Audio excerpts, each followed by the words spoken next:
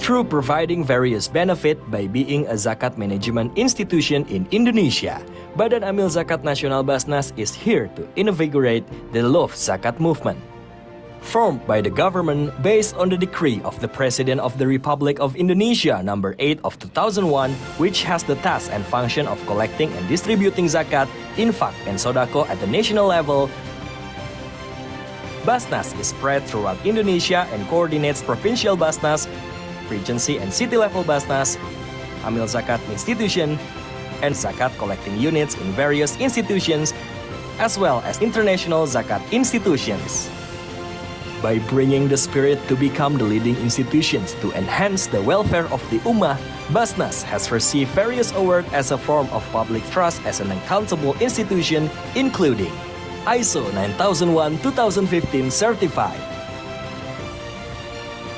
audited with unqualified audit opinion since 2002, the award of intensity, consistency, and innovation in the response of COVID-19 from BNPB, the Championship Award in Capacity Building and Leadership Award in Community Development and Philanthropy from Global Good Governance Award in 2022, Best Business Transformation and Best Indonesia Customer Quality from SWA.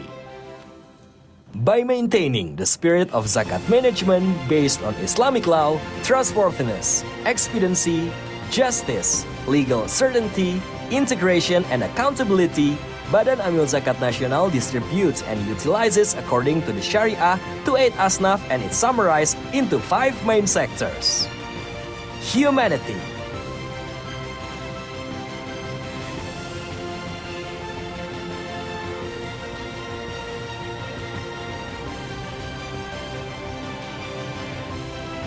education,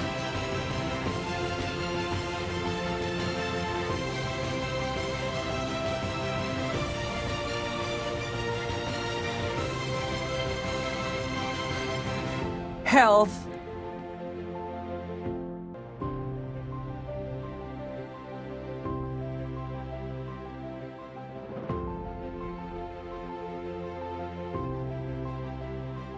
dakwah,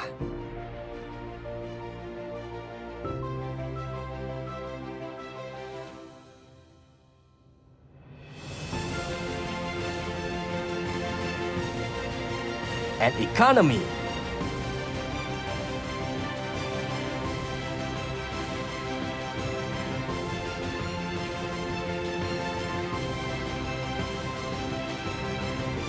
By continuing to facilitate sharing access for all people, Basnas provides various payment channels through the counters, mini markets, transfer services, up to dozens of channels and digital wallets, as well as PayPal. Basnas continues to expand the benefit of various productive and effective programs that are based on the principles of safe Sharia, safe regulation, and safe for the unitary state of the Republic of Indonesia. Together with Basnas, create a just and a prosperous society all around Indonesia.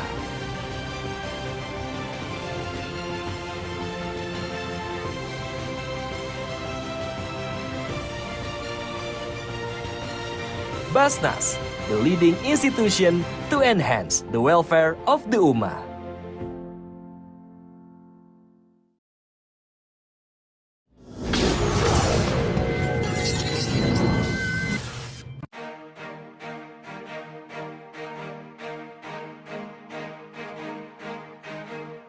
BPRS Botani merupakan salah satu bank syariah yang melayani khususnya dalam hal pembiayaan.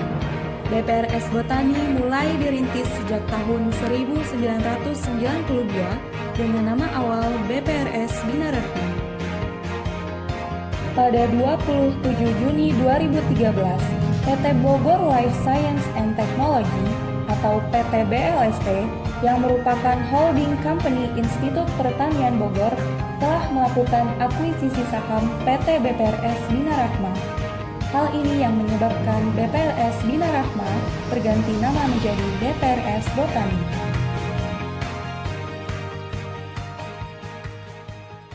Menjadi role model bank berbasis perguruan tinggi yang farmable dan mendukung sosio-technopreneur, merupakan visi dari BPRS Botani.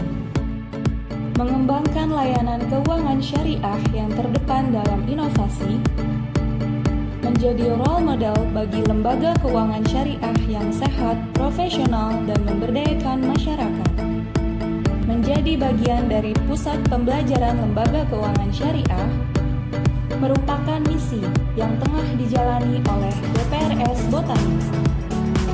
Tidak hanya memenuhi kebutuhan akan pembiayaan UMKM dengan produk-produknya yang inovatif, BPRS Botani turut serta dalam mensejahterakan sivitas IPB, baik dosen, karyawan, sampai dengan pedagang sekitar kampus.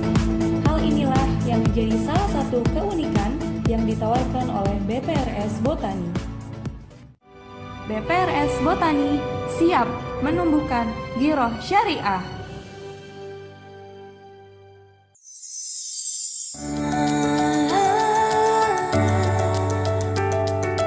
Awali hidup dari hati, dimulai dari hari ini. Jalani amanah sepenuh hati untuk berkah cerahkan Indonesia. Hangatnya kebersamaan, penuh kasih, tulus melindungi, bersama saling membantu, sesama tanpa hati, untuk menyambut hari. Dari hati jadi berkah, kini dan nanti bersama Guru dan Shah Syariah, wujudkan sesuai hati. Selalu melangkah untuk capai hidup penuh berkah, hidup penuh berkah. Dari hati jadi berkah, kini dan nanti bersama Guru dan Shah Syariah, wujudkan sesuai hati.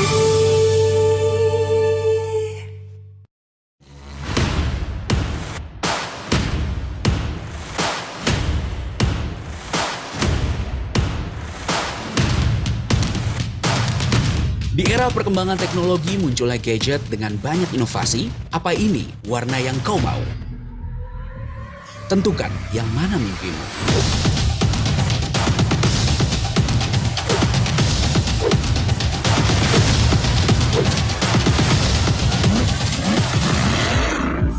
Mengunjungi dan berlibur ke tempat wisata terkenal?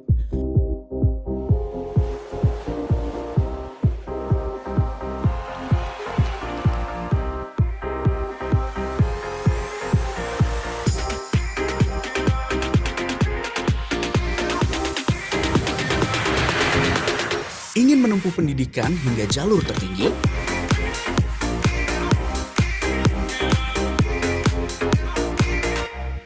Ingin merencanakan pernikahan di saat ini?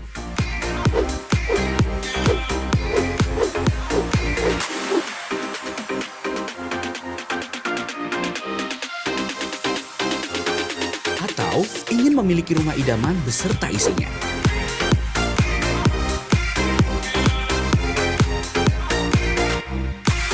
Ingin menunaikan ibadah haji dan menjalankan ibadah atau wisata religi?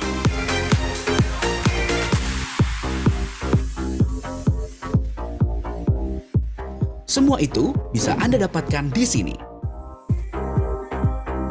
Keunggulan Brankas LM. Biaya keanggotaan mulai dari 100.000 per tahun untuk tipe bronze.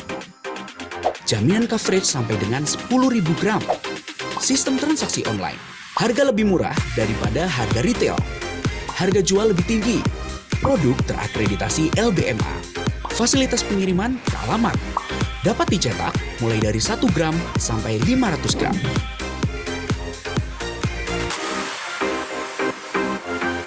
Jaringan butik emas Antam LM. Dapat dicetak dan dicairkan kapan saja. Sistem keamanan terpadu.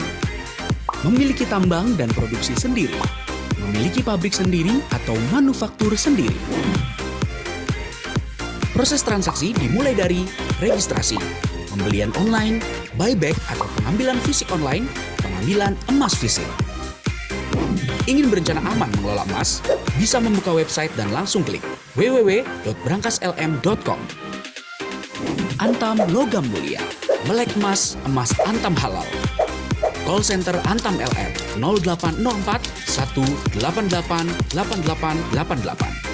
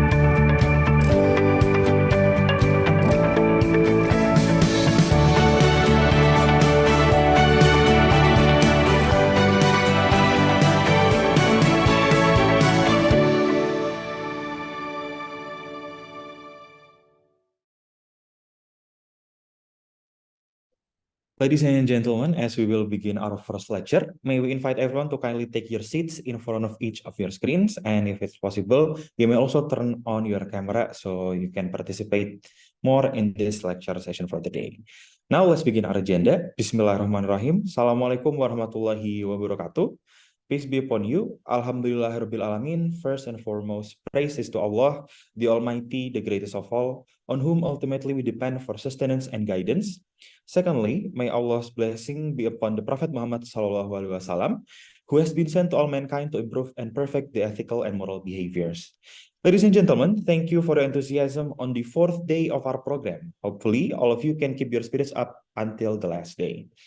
Please let me introduce myself. My name is Akmal Musyafa, and today I will be your master of ceremony, and I will guide you all during the lecture. Please be kind upon me as you will find mistakes from me. Thank you.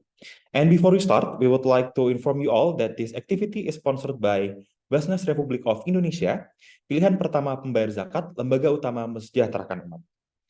PT Prudential Syariah Life Insurance, your best choice of Syariah Insurance worldwide, lembaga amil zakat Al-Bunyan, zakat dan donasi Anda mengentaskan kemiskinan. PT Antam TBK, logam mulia Antam, akurat kadarnya. As well as BPRS Botani, investasi lebih berkah bersama BPRS Botani. In BPRS Botani, you can have saving account which is 25,000 rupiah. Ladies and gentlemen, our first lecturer for today's agenda has already been here. He is a senior lecturer in Bahrain Institute of Banking and Finance, the IBF, a leading financial center for training and education, which has played a critical role not only in Bahrain's long-term success, but also in the development of the conventional and Islamic financial services industry, particularly in the GCC region. He is also part of the teaching faculty at DePaul University and Bangor University, correct me if I'm wrong, sir. And prior to this, he had served as senior associate at Dinar Standard, a research and advisory firm empowering organizations for a profitable and responsible global impact. He will share with us today about digital development on green and blue finance, Islamic financing. Everyone, please welcome Mr. Alfatih Gessan, Pananjung, MBA. Assalamualaikum, sir. How are you today? Walaikum salam wa rahmatullahi wa barakatuh. How are you, my dear brother? I hope all is well, Mr. Akmal. Alhamdulillah, I'm well. You just finished your Jum'ah prayer, sir? Yes, actually, that's true. So we've got a 4-hour time difference, and it's 12 p.m. right now here, 12:13, and alhamdulillah, I'm actually at home right now, so I've got a masjid very close by, and I've got 3 options. I went to the option that finished the salat the quickest. So alhamdulillah, I managed to arrive on time. Thank you for asking. Alhamdulillah, thank you for giving your time to us, sir. It's very honored to have you with us today. And before we continue, Mr. Please allow me to ask, would you rather have the Q&A session in the middle during the presentation so that our participants can ask questions in the middle of your presentations, or would you rather to have it later when you finish your presentation? I think if there's any questions, they can just immediately type it on the box, and if I think it's convenient for me to answer, I'll immediately comment on it. but most probably I'll actually read all the questions, inshallah, later at the end. But please ask. No need to reserve the questions way until the end. Yeah. Okay, thank you very much, sir. As Mr. Fatih has said, all participants are allowed to ask questions in the middle. However, to keep the forum in order and conducive, please raise your hand first before asking, or if you cannot raise your hand, you can just type it on the chat. So without further ado, let's begin our first lecture. To Mr. Alfatih, the time and screen is yours, sir. Great, thank you very much. First of all, I'd like to confirm with you, my dear brother Akmal, do you have the slides yet already? The slides will be shared by our operators. Great, that's great, Yeah. wonderful, excellent. So yes, Assalamu alaikum wa rahmatullahi wa barakatuh. Ladies and gentlemen, my dearest brothers and sisters, participants of the Islamic economics program, subhanallah, established by IPB University, and of course with the sponsors helping too. I feel that it's indeed a pleasure for me to have the opportunity to convey this topic, and inshallah, it's a very interesting topic that I think is very relevant this day and time. It's actually not as easy as it sounds, because there's a lot of components that we need to discuss. That's why we are going to make sure that we properly address all of these components one step at a time before we reach the overarching theme, which is related to digital development or digital innovation.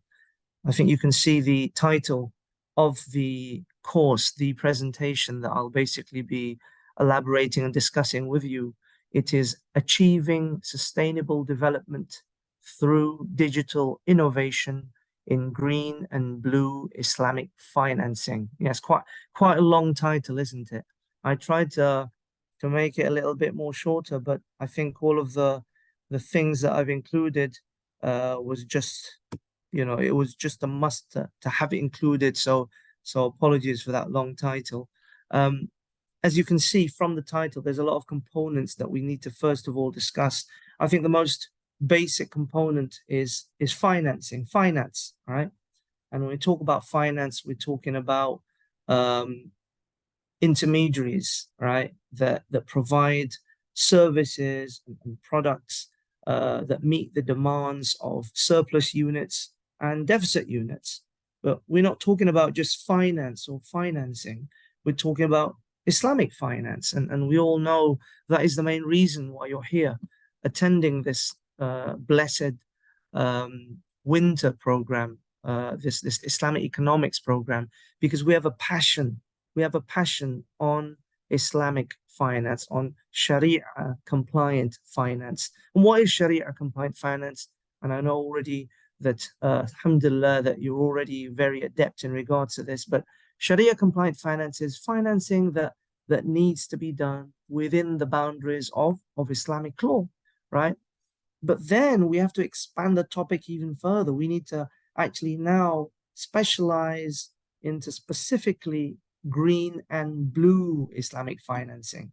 Because when we talk about Islamic financing, we can talk about, any product that exists in the market. We can talk about any method that exists in the market, as long as it's Sharia compliant. Like, for example, Islamic credit cards, for example, Islamic trade finance, for example, sukuk, for example. But right now, no, we have to focus on the main theme of this whole event, actually.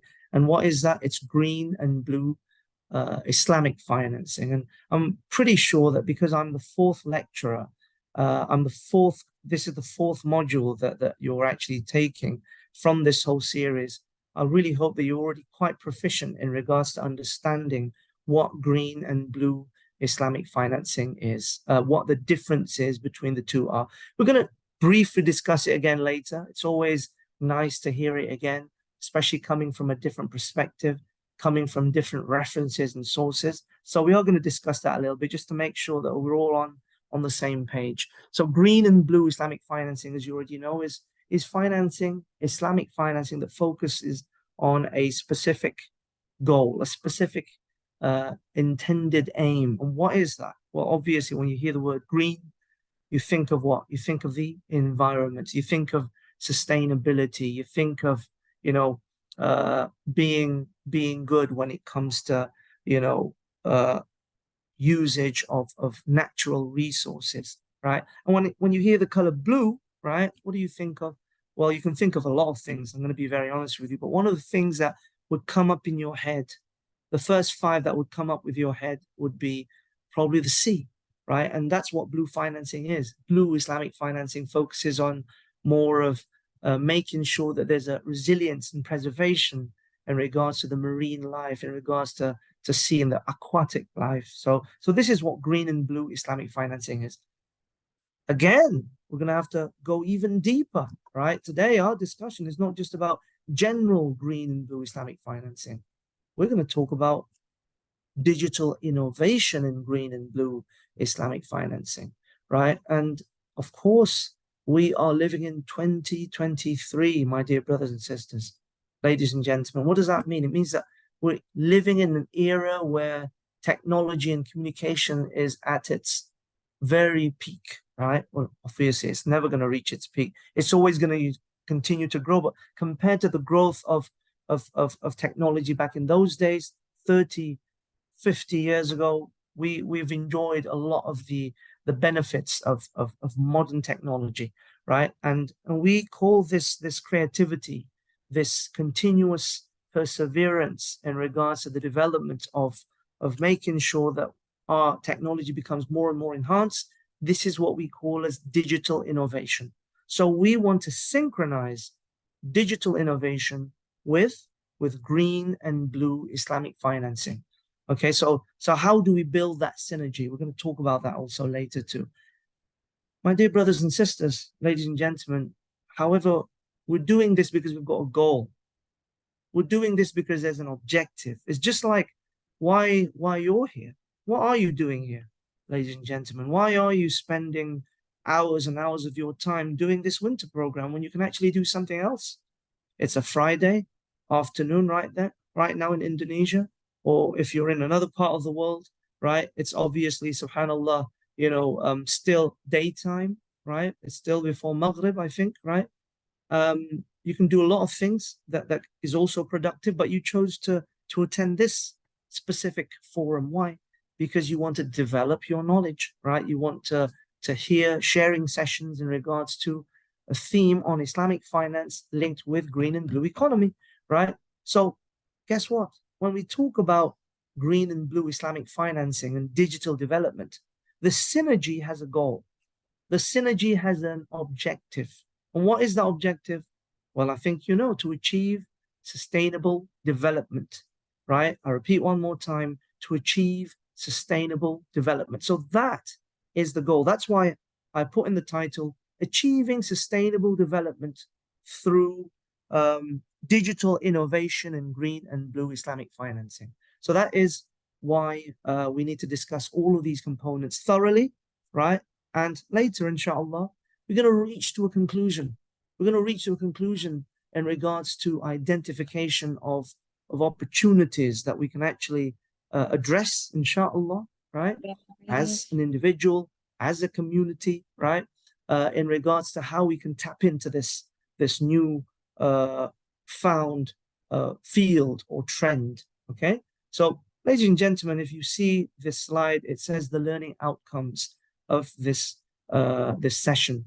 I hope, inshallah, after we finish the presentation, the questions and answers, I hope that you achieve all those 5 learning outcomes, okay? I'm not going to go through those learning outcomes. I want you to go through them, inshallah, yourself. It's all about connections, isn't it? It's all about Silatul Rahim also. I've provided with you my contact information. If you've got any questions, any queries in regards to this presentation, in regards to Bahrain, in regards to BIBF, in regards to Islamic finance, please, I've got an open door policy. You can always contact me through my email at alfatih7@gmail.com. and alfatihgp@bibf.com. Okay, this is just my contact information. And again, as I told you already, I'm more than happy to subhanallah get back to you, especially when it comes to the field that we're all passionate about. And what is that field? Obviously, Islamic banking, Islamic finance, or in a more general term, Islamic economics. Great. Can we go to the next slide, please? Thank you. So, come on, let's make this a little bit interactive, right? I'm not sure whether I can actually see the chat box. Yes, I think I can see the chat box. Yes, I can see the chat box. I hope the operator, the admin, has enabled the participants to chat, to participate. I want to ask you a question and just briefly answer it. Don't give me a whole lecture. That's my job. I'm the one giving the lecture. So, what do you think sustainable development is? What is sustainable development anyway? Let's start with that. Briefly, just type in your answers. Give me a one-line answer, please. Right? I know some of you are listening via your laptop. I know some of you are listening via your mobile phone. I'm pretty sure you're very quick when it comes to typing these days, right? On your keyboard, on your Samsung keyboard, right? So I'm going to ask you this question again. What do you think sustainable development is? I just want to see 2 or 3 people, right? The more the merrier, right? Oh, somebody's answered. Thank you very much for your participation. Gain economic, but also considering environmental and social welfare. Lovely. I totally agree with it. Excellent. There are many different answers, by the way, right? There may not be just one answer. Everybody's got a different answer conveyed in a different perspective. Thank you, Fibrianis, right? And what about Mr. Suhaimi? My dear brother Suhaimi says, sustainable development is about being long-term in thinking and action to take people, economy, and environment. Hanan Hussein also says long-term. Thank you. And the last one, I'm just going to comment. I'm just going to read one more comment. Somebody mentioned the development that ensures the benefit for the next generation. MashaAllah. Right? That was very eloquently mentioned there. Subhanallah. That's perfect. Thank you for your participation. And yes, that is what sustainable development is, right? Sustainable development is about continuity. Sustainable development is about longevity. Sustainable development is about perseverance. It's about resilience, right? But what resilience? What perseverance? On what aspect are we talking about here? On all aspects, on all multitudes of aspects, right? And the main subject matter here are humans, right? We are thinking of this this concept called sustainable development because we're intending this to be beneficial for humans. Yes, that's me and you. Hello.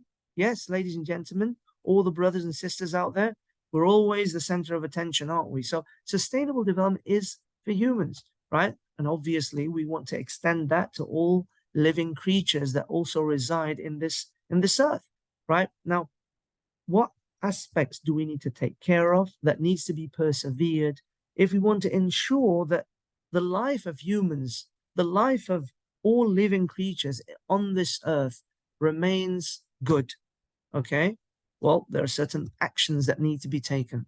Okay, so can I conclude, right? I want to conclude this sustainable development definition by referring to a discussion, right, that was held by one of the committees, right, in the United Nations when they defined what sustainable development is, right? Let me just go to the slide where this is discussed in.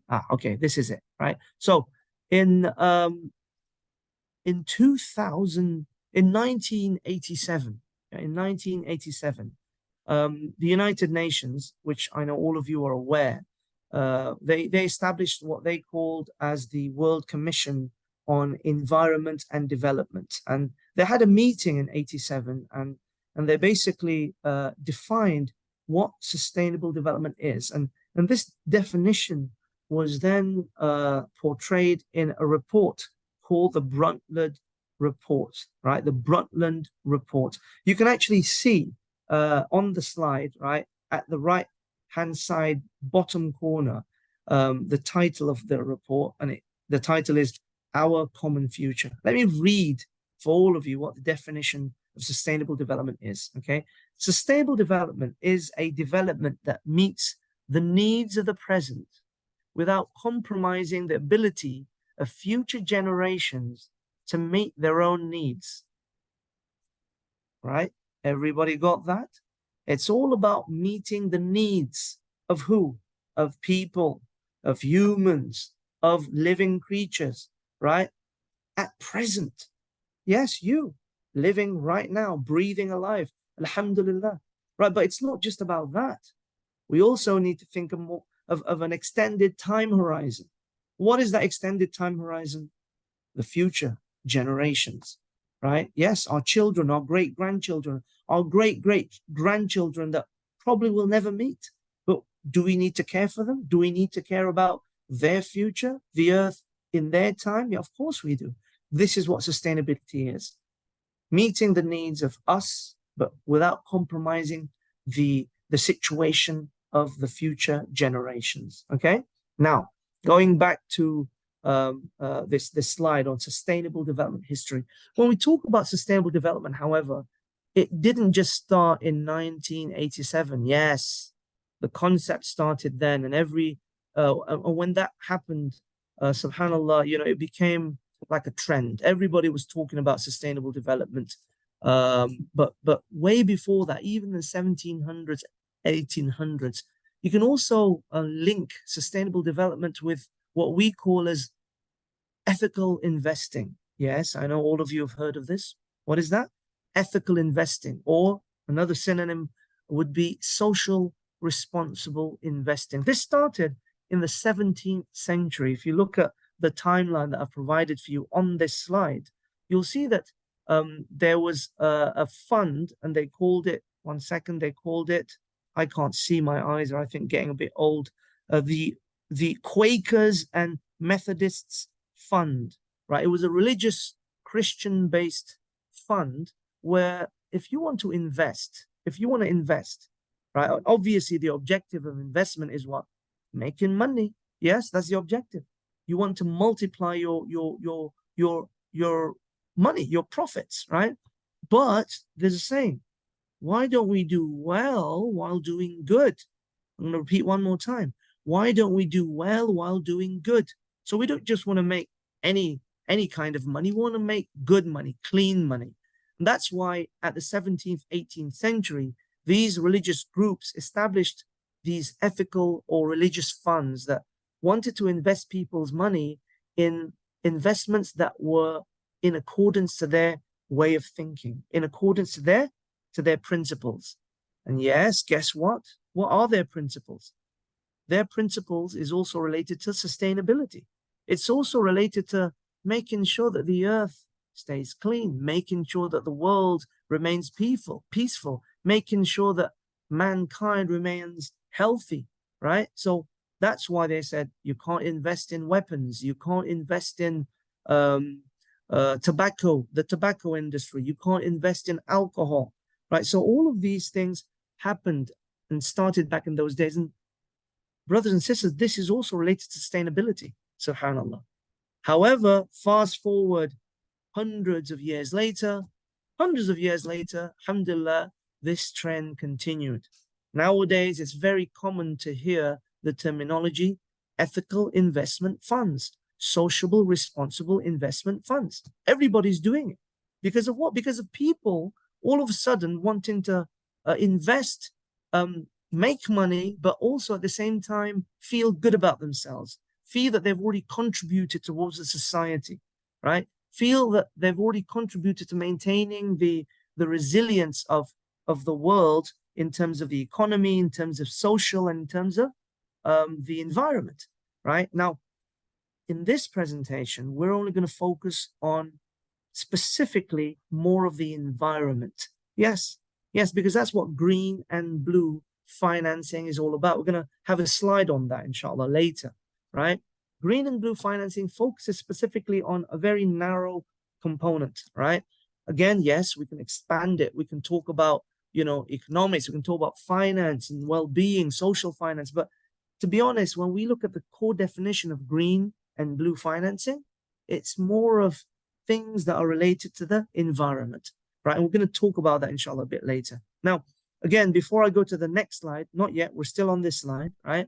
In 2015, and obviously all of us in this class were already around at that time, and inshallah, we're already listening to the news, reading newspapers. What happened was there was the what we call as the Paris Agreement, the Paris, what do you call it? Accord, right? And what happened in the Paris Agreement, right? Well, basically the global world, right, with exception of a few countries, they made an international treaty, right? And it was all related to, yes, the magic word, what? Climate change, right? They made an agreement that, you know what? The climate is changing. SubhanAllah, the weather is changing. Temperatures are rising. The sea level is rising, right?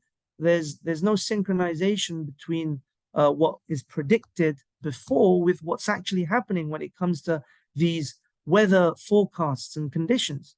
So what did the world leaders do? They made a treaty. They said that, you know what, let's all hold hands together and make sure that we don't contribute to make this situation any worse, right? Let's not make the situation any worse, okay? You know what, even better, why not just, why stop there? Why don't we go to the next level, right? Why don't we instead not just contribute to worsening the situation? Why don't we, subhanAllah, make the situation better? And that's why one of the most important accords, one of the most important points that was raised in the Paris Agreement or the Paris Accord was that there was an agreement that we want countries in the world, participating countries in the world, want to contribute in reducing the global average temperature rise to well below 2 degrees Celsius. Yes, scary, isn't it? I'm sure you feel it. You don't have to know the actual number, my dear brothers and sisters. We all know, we feel it. I'm feeling it in Bahrain. I'm in the GCC. It's very hot right now. I've been here for 17 years, and the more I'm here, the more hotter it gets, subhanAllah, right? Why? Because there's an increase in global temperatures. Now, we have to keep it real, though. Can we stop this increase? A big no. But we can decrease the increase. And the agreement was it needs to, inshallah, reach 1.5 degrees Celsius. Bismillah. I hope that, this is achieved. But again, without collective effort, impossible. This will not happen. So this was also related to the growth or the development of sustainable development, right? Why? Because there's an objective to achieve this. And last but not least, before we go to the next slide, the icing on the cake was when the United Nations, they established the Sustainable Development Goals, SDG. I have a feeling that maybe the other presenters, the other lecturers or speakers before me, they've already touched this, inshallah. What are the Sustainable Development Goals? Yes, you do know them. The SDGs are the 17 points that subhanAllah, we want to achieve collectively as the world, okay? And what are they? All right, let's go through them really briefly so it sticks into your head and it also ignites your curiosity in regards to how it can be linked to Islam, right? No poverty, zero hunger, good health and well-being, quality education, gender equality, clean water and sanitation, affordable and clean energy, decent work and economic growth, industry, innovation and infrastructure, reduced inequalities, sustainable cities and communities, responsible consumption and production, climate action, life below water, life on land, peace, justice and strong institutions, and last but not least, partnerships for the goals. When you analyze these 17 elements of the Sustainable Development Goals, what do you feel? You feel good, right? You feel that, yes, this is right. This is what we want to inherently achieve. Why do we have to be forced to achieve this? This should come directly from within us. It should be an internal pull factor. But unfortunately, it isn't. People need to be forced to do this. People need to be guided so their awareness is basically, turned on, right? And when you actually delve deeper and you compare it with the teachings of Islam, wow, when you compare the 17 SDGs with the teachings of Islam, they are very, very closely correlated, right? I don't have time to talk about all of the correlations, but let's talk about just 2, 3 of them, right? Partnership for the goals, partnership. Imagine, isn't that one of the characteristics of an Islamic financial system? An Islamic economic system wants to encourage people who do partnerships with each other based on brotherhood, right? Based on solidarity, subhanAllah, right? And guess what? This is what the SDGs also emphasize on, that we need to basically achieve this objective as a collective, not as individuals. That's just one. Number 2, for example, linking Sharia or Islamic economic system characteristics with the first one. Let's talk about the first one. No poverty. No poverty. What does that mean? It means that people are living within their means, right? It means that people can afford to achieve the basic needs, right? What are the basic needs? If you're a Maslow theory person, then all of the level 1 Maslow basic needs are achieved. If you want to refer to the Sharia, when we talk about the daruriyah level of needs, that means all of the basic needs based on the daruriyah level is also achieved. What does that mean? Protection of life, protection of aql, protection of nasl, the protection of mal, right, and the protection of deen. All of these 5 met, right? This is what we mean by no poverty. This is what we mean by, in Islam at least, the achievement of social welfare, which in Islam we call it the concept of maslaha, right? It's actually one of the sources of Sharia called istislah, right? So again, you see the correlation. That's why when the United Nations introduced this in 2015, and I read this, I was like, yo, this is something that should have come from us, right? But again, alhamdulillah, it's okay. It can come from anybody. As long as we're basically achieving the same thing, we're going to the direction of the same goal, no problem. Okay, great. So let's go to the next slide, please. So this is sustainable development history. Sorry, yes, great, thank you. So this, my dear brothers and sisters, is the importance of sustainable development, right? Why? It answers the question of why we need to have sustainable development. Why do we need to care about it, right? I mean, from a Sharia perspective, the answer is very obvious. This is something which is one of our roles. Hello? What is your role actually in this life, my dear brothers and sisters? No, really, what is your role, right? Yes, your role is to become the best servant of Allah subhanahu wa ta'ala, right? To become the servant of Allah subhanahu wa ta'ala.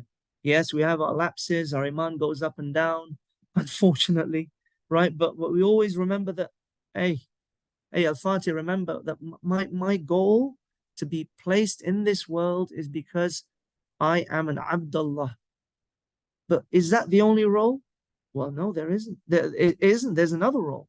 A role which is actually also an extension of your role as a servant of Allah. What is that? You are also a Khalifa fil ard. You're also a trustee of this earth, right? Of Allah subhanahu wa ta'ala in this earth. You're a manager of the earth. You need to manage the natural resources in this earth. You are encouraged to also take advantage and make use of the resources of this earth. When you refer to Surah Muzammil, for example, yadlibu fil ard, what does that mean? Hit the earth, explore the earth, take advantage of the earth. No, not just for yourself, but also for others, right? Also for the rest of mankind. And again, this is our role. As a reminder, this is why we're here. And that's why, because we are a trustee, we are a Khalifa fil ard, we also understand why we need to care about this thing called sustainable development, right? What are those important key pointers of sustainable development? I'm just going to go through them very quickly. The first one is environmental preservation. Obviously, this is your home, isn't it? Right? Yes, this is your home is your flat, your apartment, your palace, whatever kind of home you have. Subhanallah, maybe you live in a caravan, that's your home. But our bigger home is what? The earth, right? We need to ensure that the earth, the environment of the earth is well maintained, right? So sustainable development wants to ensure that the earth is going to be consistent when it comes to the quality. Quality of what? Quality of air, right? Quality of life, quality of all of the elements that makes Earth livable. Okay. Number two, climate mitigation. What does that mean? Yes, it was related to the climate change. That terminology that was all of a sudden famous during the Paris Treaty in 2015, right? Climate mitigation is about making sure that our climate remains sustainable. Our climate is stable, right? We need, and whenever instability comes, we need to have mitigation measures, right? This is all related to risk management, right? There's always a risk that something unwanted happens, right? Even in your life, my dear brothers and sisters, right? I plan to, for example, you know, go for Umrah, for example, right? I've already saved money, for example, for the past 2 years, right? Go for Hajj, for example, even better, for the past 5 years, for example, okay? But, alhamdulillah, something happened, unfortunately, and on the 5th year, I wasn't able to, for example, because that money that I'd saved up had to be allocated somewhere else. What to do, right? These things happen, right? There's that risk of you not being able to achieve your intended goal, right? Now, risk mitigation also needs to be implemented when it comes to climate, right? We need to take care of land pollution. We need to take care of noise pollution even. We need to take care of air pollution, waste management, all of these kinds of things. They contribute to what we call as climate management. Next is social equity. Social equity, achieving a just society, right? Look at the word equity, right? I prefer the word equity, justice and fairness rather than equality. I'm not a big fan of equality because when you hear the word equality, we're talking about, I get 10, he gets 10, right? Equality is something that when applied in all circumstances may actually not be just, may actually not be fair. So that's why the word here is social equity, right? We want to ensure that everybody, for example, gets financial services access. That's why there's this thing called financial inclusion, for example. We want to ensure that everybody gets access to clean water, for example. We need to make sure that all generations, all races, with all backgrounds, they get opportunities to get a better education, for example, through scholarships. This is what we call as social equity. And then there's also economic growth and global stability. This is very clear. It's very self-explanatory. That is one of the importance because with sustainable development, automatically there'll also be an economic effect, right? There'll also be a long-term economic effect where it will be profitable. In the beginning, when you hear the word sustainability, you think of cost. But in the long term, right, when done effectively and efficiently, it will result in profitability. And profitability, right, if also allocated properly, will also contribute to what we call a stability of the system. Next, there's also health and well-being. We already know that, right? It's all about well-being and health of mankind, of people, of those creatures that are living on this earth. And then there's also global goals, right? Why? You see, what we mean by this is that when you think about sustainable development, you also contribute to a collective effort. Remember when I told you about the Paris Treaty? Remember when I told you about the United Nations Sustainable Development Goals? Well, how many countries are involved in that? Almost all countries in the world. Everybody contributed to that, right? And when everybody is on the same boat, you can create solidarity, you create camaraderie, right? And you automatically achieve global goals that are beneficial, not just for your region, for your country, for your village, but subhanAllah, for everyone on earth. Last but not least is resilience and long-term viability, right? And obviously this is basically the concept of sustainable development. It's all about long-term. This is what Hanan Hussein mentioned, right? When she also answered, what is sustainable development? She said, long-term. Thank you. Great. Next slide, please. Now, so where does financing come into the picture? Financing. Yes, I know some of you in this class, right, are probably have having a goal to become an Islamic banker, right? That's what I do here in Bahrain, by the way. I think the moderator, he said that I was working for BIBF, and we are the training arm of the Central Bank of Bahrain. So most of the time, I basically train the bankers here in Bahrain. Actually, just yesterday for the whole week, I was training Ahli United Bank. If you're aware of what's going on in the Islamic finance ecosystem, AUB, Ahli United Bank, Bahrain, they've just, they've done it since a couple of years ago, but it's a long process. They've just consolidated themselves with Kuwait Finance House Bahrain. So AUB is a conventional bank, right? They're not an Islamic bank. They're not based on Sharia. KFH, on the other hand, is an Islamic bank. It's a full-fledged Islamic financial institution. So when they merge, yes, KFH is not going to be the one that's going to go conventional, alhamdulillah, right? No, it's AUB that's going to turn Islamic, alhamdulillah, right? So that process requires a lot of effort, a lot of conversion techniques and methodologies, right?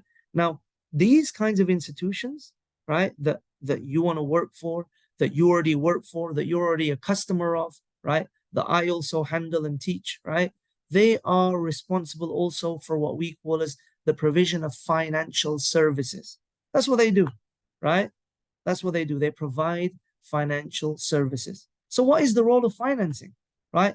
Where do these financial intermediaries, where do these financing tools and mechanisms and methodologies, where do they come into the picture when it comes to sustainable development, right? So this is it.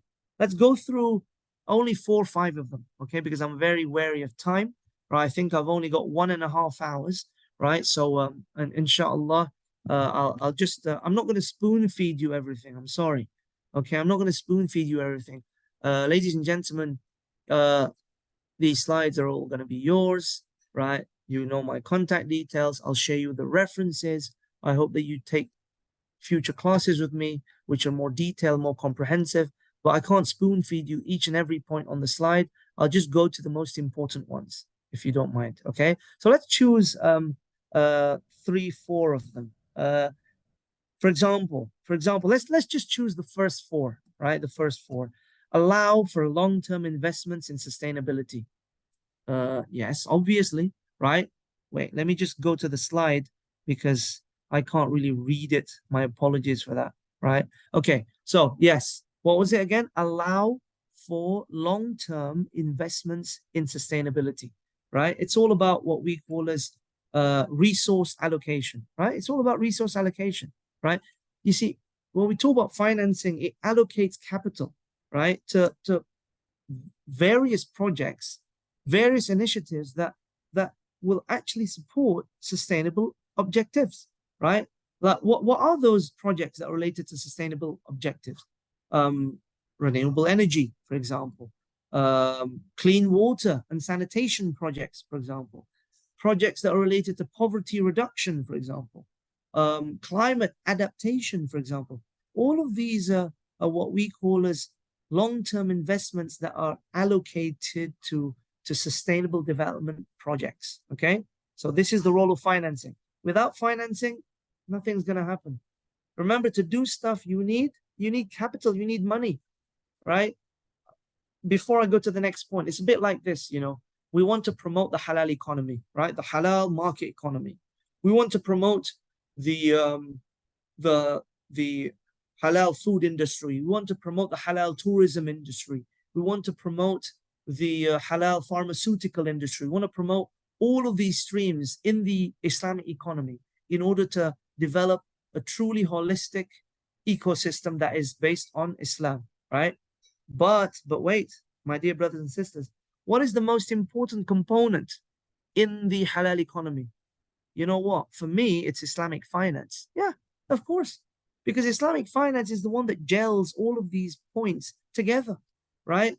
The halal food industry, halal tourism industry, halal cosmetics industry, all of them, they need help from Islamic finance. They need funding from Islamic finance. If they want to go global, right, they want to invest in the newest, latest technologies, they need money, right? And it's the financial institutions that provide that. So it's the same thing here. When we want to have proper sustainable development projects that are Islamic, that actually go directly to the heart of what green and blue financing is, well, you need to also have the mechanisms to make that possible. And that's what? That's financing. Okay, let's go to number 2. Fund the construction and maintenance of sustainable. No, that's the same thing. Sorry, let's skip that. That's the same thing. Let's go to, ensure access to basic services. Let's go to the 4th point. Yes, one of the roles of financing and sustainable development is to ensure that everyone gets basic services. Everyone gets access to basic services. And this is related to financial inclusion. It ensures that communities have access to all of the essential services, whether it's healthcare, whether it's education, whether it's sanitation, poverty reduction, all of that. We need to make sure that this happens. And again, if we want to make this accessible for everybody, it needs to have financing. 2 more. Which one should I select? Facilitate the transfer of sustainable technologies, right? You see, this is our main topic. Our main topic is about digital development. It's about digital innovation. But these technologies, they don't come cheap. They don't come cheap. Okay, I remember my institution, BIBF. We wanted to be the first, and we were. BIBF was the first institution in the MENA region that delivered an Islamic finance course in the metaverse. Okay, so this was sometime in 2023, this year. This year, it was in February, I think, right? You can even Google it, or you can go to our Instagram page, right? Now, how do I deliver a course on the metaverse? How, right? You can't just log in on your internet, right? Just like what I'm doing now and talk, right? And because you have material. No, you have to have an HMD, a head-mounted device, right? How much is a head-mounted device? That's quite costly. Can everybody afford head-mounted devices? Can universities, right, or schools afford that? Probably no, right? Now, if we want to promote that, for example, Islamic finance in the metaverse, for example, right? Promoting Islamic social finance through education in the metaverse, reaching the youth, the younger generation that are into that kind of stuff.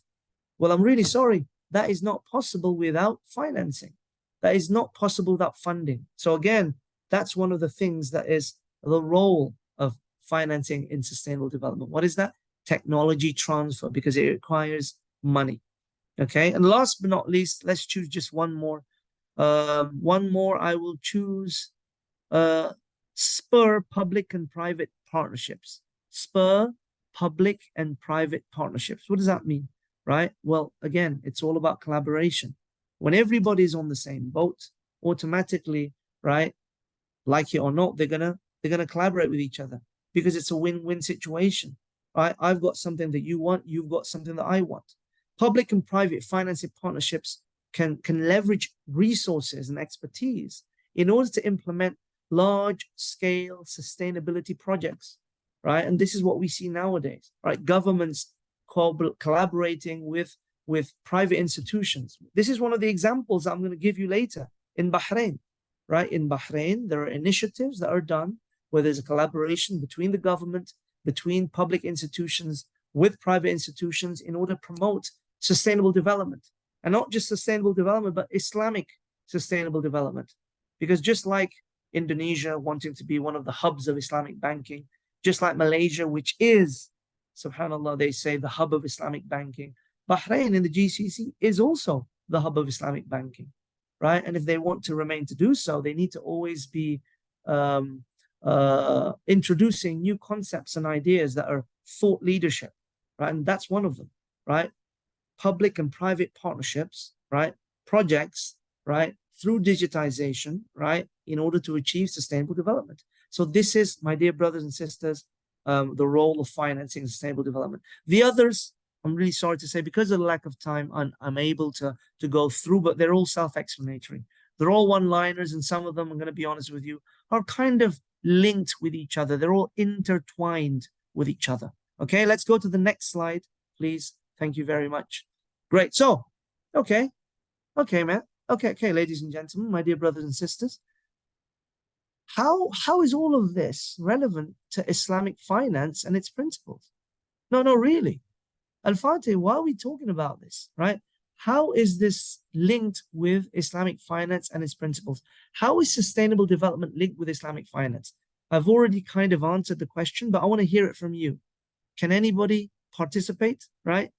Can anybody answer this question? Do a one-liner, right? My question is, how are all of these things that I've just mentioned to you in line or relevant to Islamic finance and its principles? Why is it linked? Or maybe you disagree with me. Maybe you think it's not linked. Obviously, you agree with me, inshallah, right? So please answer your answer on the chat box if you don't mind, right? I just need 2 or 3 people, inshallah, right? And then we'll continue. Oh, mashallah. It's always my dear brother, Mr. Suhaimi Muhammad. MashaAllah. Thank you. Jazakallah khair for your participation, ya akhi. You know, guys, it takes 2 to tango, they say, right?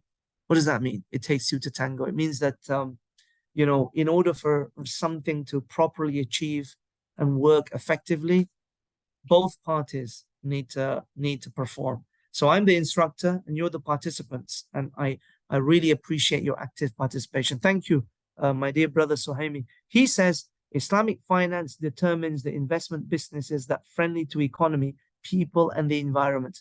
Subhanallah. I agree with you, ya akhi. Right? That's it. Right? That's what Islamic finance also tries to achieve. Right? They want to, subhanallah, achieve sustainable development. But in Islamic finance, we also want to do it in a specific way. Right? We're not in disagreement with the conventional way. The conventional methods to achieve sustainable development, right, is fine, right? Like ethical finance, ethical investments, it's fine. There's nothing wrong with the Pax World Fund, with the Quaker Fund, with, all of these different ethical, social, responsible investment funds. There's nothing wrong with that. Subhanallah, thank you for being on the same page. But, yes, but there's a but. Islamic finance comes with certain rules and regulations. It comes with certain boundaries, right? And while these boundaries, you see, we also think that certain elements are haram, such as riba, for example. Riba is not allowed, right? Riba is not allowed. Maybe in ethical finance, it's fine, right? But in Islamic finance, in Islamic ethical finance, a problemo, right? If you want to fund all of these sustainable development projects, but you're using conventional banks, you're using bonds that are having coupon interest, that's a problem, right?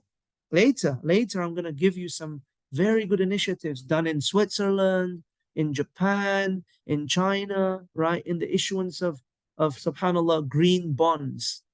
Oh, mashallah, it's so good, right? Yes, it's so good. Green bonds is amazing, right? But the problem is, it's not just about the substance, it's also about the form. Maybe we're on the same page in regards to the goal, the vision of what you want to achieve in green bonds. But the methodology, the mechanism, we are not on the same page, bro. We are not on the same page. We believe that bonds are non-Sharia compliant. It's an IOU certificate. It has coupon interest. It has riba al-nasi'ah, right? But when we talk about our version of bonds, or what we call as sukuk, green sukuk, blue sukuk, we change it with an Islamic nominate contract, right? The function is the same, the substance is the same, but the form of the methodology is very different. So this is the difference. So like I said, thank you. You're right. This is something which is very important to highlight. We're going to have a slide on this. Don't worry. When we reach the chapter, when we reach the subsection, we're going to talk about the differences between Islamic and conventional when it comes to sustainable development, blue and green financing. I'm going to go to Hanan. Hanan said, Islamic finance is based on earth-friendly. Subhanallah, yes, 100%. Right, I totally agree with you. Thank you, my dear Shaykha Hanan. Abdul Rahim, Abdul Wahid says, Islamic finance wants to achieve the existence or conduct of people in line with the Islamic law and principles. Allah, excellent, exactly, right? I love how you worded that. It's about achieving the goal, right? But doing it Islamically. Okay? We want to be rich. We want to redistribute wealth. We want to be successful. But we got to do it in an Islamic way. Okay? Last but not least, the last comment for this slide, Rida, our dear Sheikh Rida, she said, if we want something impactful for our worldly affairs, including to take care of our earth, so we need halal resources, including halal financing. Allah, thank you so much. Thank you so much. You see, all of these things, right? All of these non-Sharia compliant tools that are ethical. I repeat one more time, please pay attention. All of these non-Sharia compliant tools, non-Sharia compliant tools that are ethical, that are focused on the green economy, the blue economy, whatever economy, they're good, mashallah. But there's something lacking, Sharia compliance. And without Sharia compliance, there's one element that's missing. What is that? Barakah. There's no barakah. There's no blessing from Allah subhanahu wa ta'ala. And remember, I want to link it to what I said half an hour ago when I told you that your role in this world is as a Khalifa fil ard. Right? What does that mean?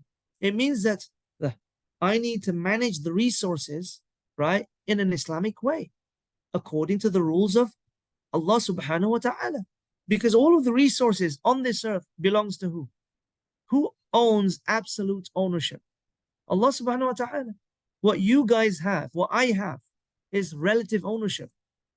Your children, right? Your bonus, your salary, your wealth, your villas in Bali and London, whatever, right? They don't belong to you. I'm sorry, they don't belong to you. You only have relative ownership. Absolute ownership only belongs to Allah subhanahu wa ta'ala. And what does that mean? It means that in that ownership, there is a responsibility. And that responsibility is what? Redistribution of wealth. That responsibility is what? Managing the assets through an Islamic means in order to achieve barakah. Okay, thank you, my dear Rida. Beautiful comment. Thank you. Oh, I've got one more comment, mashallah. Something impactful from worldly affair will impact our hereafter affairs. Yes, man, Rida is on fire.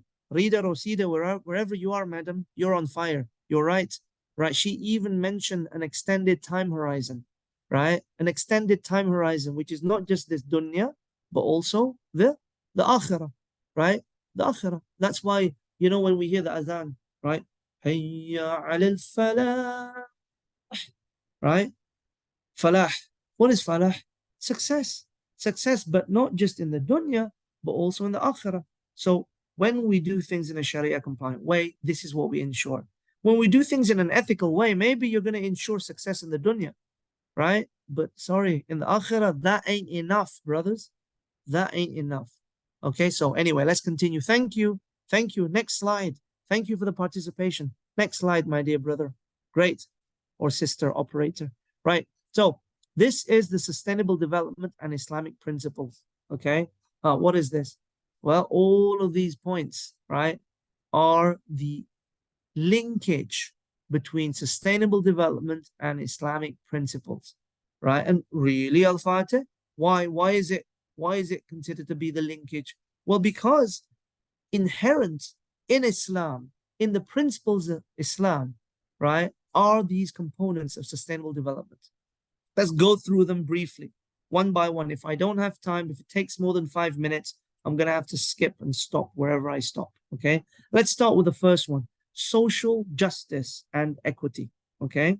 Yes, this is what we want to achieve, right? This is what we want to achieve, social justice and equity.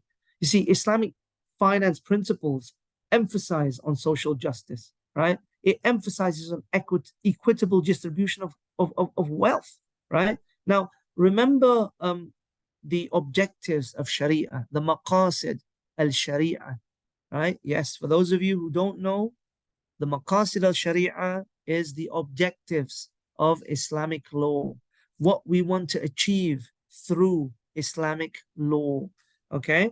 Now, what are these objectives, right? The objectives are related to what? Achieving what we call as maslaha, right? Maslaha, social welfare for the ummah, for mankind, for people of the earth, right? And how do you achieve that? Well, We achieve this by way of certain means that are linked to tools that are Sharia compliant, okay? Whether it's social finance tools, right, etc., etc., etc. Okay, so we want to achieve social justice and equity. Sustainable development wants to achieve social justice and equity. Yes, that means click, click. We are mirroring each other. Okay, next, right, ethical investments. Yes, sustainable development puts what we call as negative screening filters. Yeah, because we don't want to invest in projects, in businesses that are going to instead harm the environment, harm the future of and longevity of the earth. We don't want to do that. No, right? So we need to put what we call as a negative screening filter. And guess what? That is what Islam is about too, isn't it? Islam is about what? Following the rules of Sharia, right? In regards to what must be done and what must not be done. When we emphasize or focus on what must not be done, we're talking about what? Prohibitions, isn't it? Prohibitions. So we're not allowed to do this, not allowed to do that. In the Islamic ethical investments, right, there are two filters. There are two filters that exist. One is called the qualitative filter. The other one is called the quantitative filter, right? So in the conventional, right, they basically just put it into one. What is that? They just call it the qualitative filter. They just call it the industry level screening criteria. They say that they're not allowed to invest in certain industries. That's it. Like, for example, in 1971, there was an ethical investment called the Pax World Fund, right? This was established in the United States, right? And one of their main things that must be followed was that investment must not be on companies that support the Vietnam War. At that time in the 1970s, there was the Vietnam War. Yes, the US versus Vietnam, our neighboring ASEAN country, right? Now, people in the US, the normal people, the Tom, Dick, and Harrys in the US, they didn't agree with the war, right? So they objected it by establishing a fund that said, look, for you investors that are ethical, let's invest in companies that don't support the Vietnam War. Like, for example, weapons, right? Gas, bombs, right? Bombs were used heavily, right, in the Vietnam War, right? These bombs were made by chemical companies. One of them was Dow Chemical. Dow Chemical at that time was one of the most top investments in the world at that time in the US, right? If you're a shareholder there, that's it. You're going to make sure that you remain profitable through your dividends, right? However, ethical people would say, I'm not going to invest in Dow Chemical. Astaghfirullah al-Azim. These guys, they contributed to the development of bombs that will be used to kill people. See, they did it too, right? However, in Islam, we like that. We like that, but we have a different level. We go a higher level. We do the same thing, but we go to a higher level. Really? What do you mean? We have additions. We also do not allow, for example, riba. We also do not allow, for example, pork investments. We also make sure that the emphasis in regards to ethics and morality is held at a much higher, serious level. So we are at a higher level, okay? We agree with what the conventional ethical investments are, right? But we have a higher filter mechanism, okay? And that means that we are a higher hierarchy, subhanAllah, okay? Let's go to the third one. Environmental, sorry, I can't read it. Environmental responsibility, right? Obviously, right? As Hanan mentioned, as, who was it? Sorry. As mentioned by Rida, for example, as mentioned by Abdurrahim Abdul Wahid, and also my dear Suhaimi, they said that, look, when we talk about Islam, when we talk about, the principles of Islam, right? It's important for us to also be caring towards the environment, right? So this is also another synergy, right, between sustainable development and Islamic principles. So I'm sorry, right? All of these points, I want you to go through yourself. Remember, if you just rely on the speakers, if you just rely on this 5-6 day session and that's it, you think that the assignment is done, right? The learning stops. That means you're not going to achieve true knowledge in this field. Okay, you have to also delve deeper by doing self-study, doing your own research, right? And going through the material that inshallah I'll be sharing with you in the form of references later at the end. Okay, so I'm going to stop there, right? I think 4 is enough. Look at the other points. I'm very sure that all of you would agree that as I told you already, they're all linked to Islamic principles and sustainable development. Okay, so can we go to the next slide, please? Can we go to the next slide? Great. Sorry, one sec. Now, I don't want to explain this slide. You should already know this. I'm very sure that all of your my previous speakers, right, has already discussed this, right? This is called the definition of the green economy, right, and also the blue economy. Oh, I'm very sorry. Is it only 5 more minutes? Ya Rabbi, I thought it was still half an hour. Yes, sir, I'm sorry, but there's only 5 minutes left, and then we move My to goodness, the Q&A session. I think you know what? I think I read the wrong time. I thought, Ya Rabbi, I thought we started at 12:30, and then it was a 1.5 hour session. My apologies for this. Wow, I will speed up. Sorry, my dear brother Akmal. I haven't even conveyed the very important parts. Thank you for the reminder. If I may request just an additional 5 minutes, okay, and inshallah we'll proceed. This is the problem with lecturers. We underestimate how dense the material is, and I can't believe that I just basically overestimated the material that I presented. I apologize. Thank you, my dear brother Akmal. So read this. This is the green economy and green financing. You should already know this. Can we go to the next slide, please?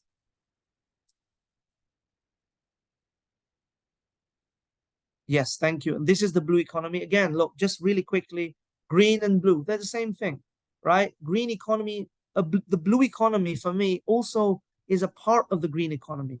The blue economy focuses specifically on the marine life and on the aquatic life. But when we talk about the green economy, when we talk about green financing, subhanAllah, we're talking about sustainability of the environment in general. Okay, please read this. I'm going to skip this, please. Let's go to the next slide. Great. I want you to please learn. Learning never stops, right? You thought, no, I'll be very honest with you. The concept of the blue economy, the concept of blue financing was new to me. It was only because I was approached by the organizers that, oh, there's something called blue economy. I didn't know that. I only knew green, right? But now that I've been, asked to speak on the blue economy, on blue financing, subhanAllah, it turns out that there are other color-coded financing and other color-coded economies, right? Brown financing, red financing, yellow financing. Brown financing is financing of what we see today. Financing of fossil fuels, financing of things that are detrimental towards the environment. The brown economy is what we see nowadays, right? An economy that doesn't focus on the environment, doesn't focus on enhancement of sustainability. Can I skip this slide, please? Can we go to the next slide? Read this also. I am going to give you a report that discusses about all of these different color-coded economies and financing, and I want you to read it at your spare time. I'm going to skip it, please. Can you go to the next slide? Great. Wow. I'm sorry. I underestimated the time. Digital innovation. Let's focus on that. I normally would ask you what digital innovation is, but we don't have time for that. I'm going to directly explain what digital innovation is. Digital innovation is about innovation of using technology, right? Innovation using digitization in order to serve specific purposes in a more efficient, in a more effective, in a more comprehensive, in a more reliable, in a more safe way. This is what digital innovation is. Anything that you think of when it comes to technologies that will improve the quality of life of mankind and other beings on earth, this is considered to be digital innovation. Okay, can we go to the next slide, please?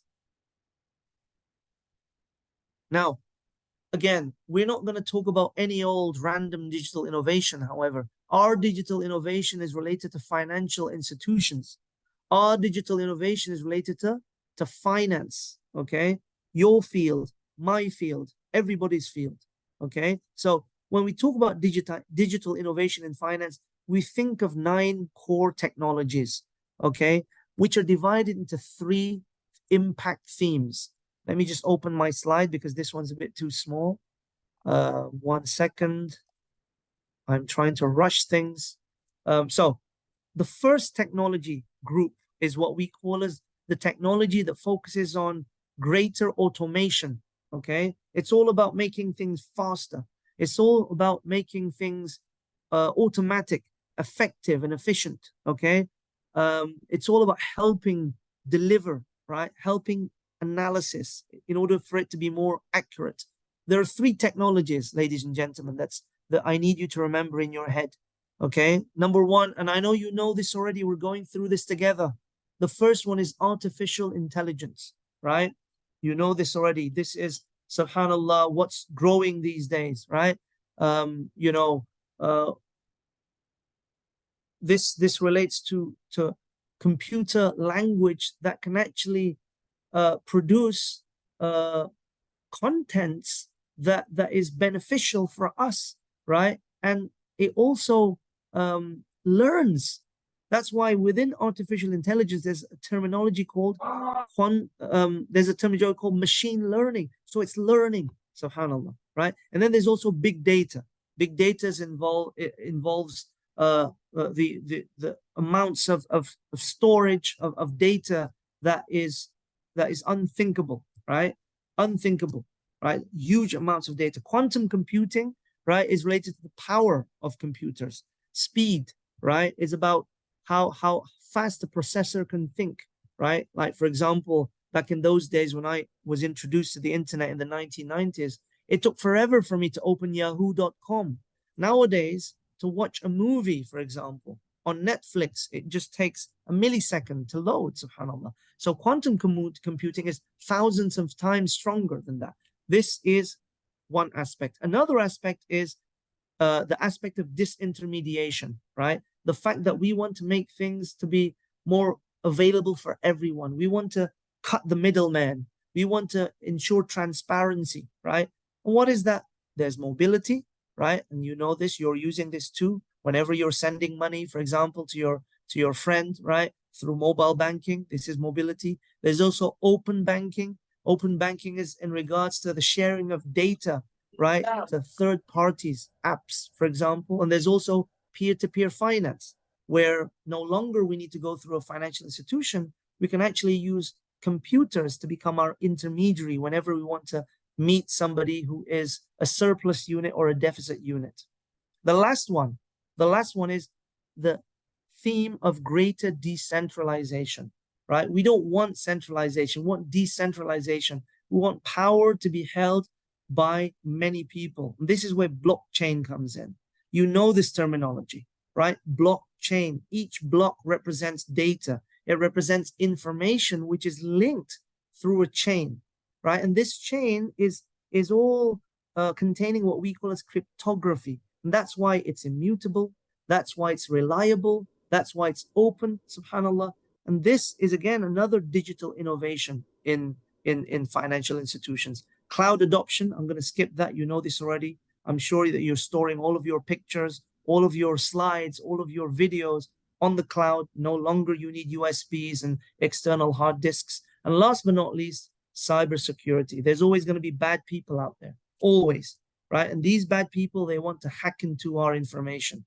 Privacy and security is something which is a security threat these days in technology. And cybersecurity is the one that prevents that. Great. Now, I'm very sorry. I don't think we'll manage to to finish. Can you just go to the next slide, my dear, right? I'm going to skip this slide. I want you, ladies and gentlemen, to read this, right? Please read this. This is just some examples. Can you go to the next slide? Sorry, my dear. Yes, this one, right? This is some actual 2023 digital innovations that occurred in green and blue financing. Read it. I will share with you all of the links.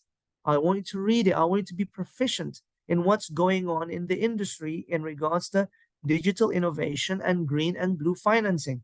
The Japanese are doing it. The Swiss are doing it. The Singaporeans are doing it. Everybody's doing it. The whole world's doing it, right? But again, there's something missing here. What's missing? Sharia compliance. So can you go to the next slide, please? Sorry, one more slide. My apologies. One last slide. Another one, sorry. One more slide, sorry, one more. Yes. What's missing? The Sharia compliance. Now, alhamdulillah, our Islamic finance industry, we're also, alhamdulillah, contributing to the digital development of Islamic blue and green financing, right? In Bahrain, for example, I just want to take 2 more minutes and I'm going to give you the floor, my dear Akmal. Sorry for being a very stubborn presenter. I know my time is up. 2 more minutes, I promise you, right? In Bahrain, for example, right? As you can see from the article in May 19th, 2023, not so long ago, right? A bank in Bahrain, they were established, a digital bank, right, called Ila Bank, but they've also made an Islamic branch, an Islamic product called Buraq, right? Because Ila Bank is not Islamic, right? Ila Bank is not Islamic. Not all banks in Bahrain, just like in Indonesia, not all of them are Islamic. Not all of the products and services that are in Muslim countries are Islamic. Some of them, most of them are conventional. But alhamdulillah, there are more and more Islamic products now. So this bank, they made a product called Buraq, right? And again, it's a digital financing platform, right? Open for people in Bahrain, where you can also, subhanAllah, do your digital transactions through the app, including investing in sustainable projects. Subhanallah, right? This is one example. One more example. I'll only give you one more example. The rest, I'm sorry, you will have to read for yourself, okay? I trust you. I trust all of you, okay? I'll just give you one more example. Sorry, can you go to the previous slide, my dear? Yeah, no, the previous slide. Yeah. No, the previous one. Yes, that's it. Don't worry, this will be the last slide. I just want to give you an example of Egypt. Yes, our brothers from Egypt. Any Egyptian brothers here, right? They have their number one Islamic financial institution. They're one of the top ones is AI. Wait, what is it called? No, sorry, no. This is different. This is another one. Sorry, Agel, right? Agel is an Islamic invoice financing platform in Egypt. Okay, and what do? Right, they created this invoice financing platform to help individuals to go and do financing through an app, right? Using the concept of murabaha, right? Using the concept of murabaha, a bit like Bayt Mu'ajjal, BNPL, buy now, pay later, right? And this is also intended not just for consumption reasons, but also for productive reasons, right? More importantly, their emphasis is on productive reasons, because at the end of the day, it's different, you know, when somebody borrows money using murabaha, right? And they're using it in order to build a business, subhanAllah, right? So check this out, read all of these news, right? And you'll conclude that alhamdulillah, all of these developments are doing its role, alhamdulillah. Okay, now ladies and gentlemen, I'm going to stop talking now. I'm sure you've got a lot of questions. My apologies. Okay, I have one last slide that I want you to read yourself. It's about the future. It's about what to expect in the future. Remember, all of this knowledge is going to be useless. It's going to be useless if you just keep it to yourself and you don't materialize it into something that can be a contribution for future developments. Okay, so I want you to please, inshallah, when you have time after this program, read this slide. Thank you, Mr. Operator, right? Mrs. Operator. Read this slide. These are the opportunities, right, that we can grab when it comes to digital innovation in the field of Islamic finance in general. Even if you want to be specific, green and blue financing. Okay, great. Thank you very much. I think that will be from me, right? Inshallah. Let me address some of the questions. Thank you, my dear Akmal. My apologies. My apologies for the delay. Thank you very much. If there's any questions, that'll be great. Okay, thank you very much, Mr. Fatih, for the insightful lecture and I believe we have a discussion before. There is like some participants regarding questions, and I'm sorry due to time limitations, we can continue, and we will continue furthermore through the Q&A session. Great. And before continue, I would like to inform you all that this activity is sponsored by Basnas Republik of Indonesia, Pilihan Pertama Membayar Zakat, Lembaga Utama Mesejahterakan Umat, PT Prudential Syariah Life Assurance, Your Best Choice of Syariah Insurance Worldwide, Lembaga Mil Zakat Al-Bunyan, zakat dan donasi Anda mengentaskan kemiskinan. Okay, so let's begin our Q&A session. For those of you who want to ask questions directly to Mr. Fatih, you may just use the raise hand feature on your device, or if you cannot do that, you can just ask directly through chat box through Zoom. Okay. Right. While I wait for the questions and answers, and even though we have to be disciplined with time, but again, like I said, my dear brothers and sisters, right? We can extend the Q&A, inshallah, outside of this forum, right? Anytime, inshallah. In Bahrain, the holiday is on Friday and Saturday, right? And so inshallah, Friday is a very good day to communicate with me, usually. Okay, inshallah. Yes. Any questions? And I can't stop talking, Brother Akmal. I'm sorry. While we wait for the questions. So I was a graduate of IPB University. Also, I studied Teknik Industri Pertanian before, right? TIN. Yeah, exactly. And that's why it's a pleasure. Subhanallah, it's a really it's a real privilege to be able to have this sharing session. Subhanallah, with you. Alhamdulillah. Any questions? Mumtaz, I think I'll read something from Mumtaz, if you don't mind, Akmal. Okay, you may, sir. Oh, it's not a question, sorry. Just Mumtaz, of course, you can communicate with me. We'll chat, inshallah. We'll have a separate call, inshallah. Don't worry. Right? This is the thing that we need to promote. You know, we need to have a very strong alumni,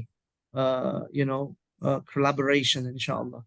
So if you need anything from me, research ideas, contacts, and if I don't know, if I cannot help, I'll let you know. Because let me explain to you, to everybody, my area of specialization is I don't teach this specific area in BIBF. The subjects, the area of specialization that I have in BIBF is Islamic accounting, auditing, governance, right, and Islamic capital markets. So these are the 4 areas, right? But you know, Brother Akmal, you know yourself, even though this is not your a field is not your area of specialization, it doesn't mean that you completely ignore it. You have to read about it. You have to know about it.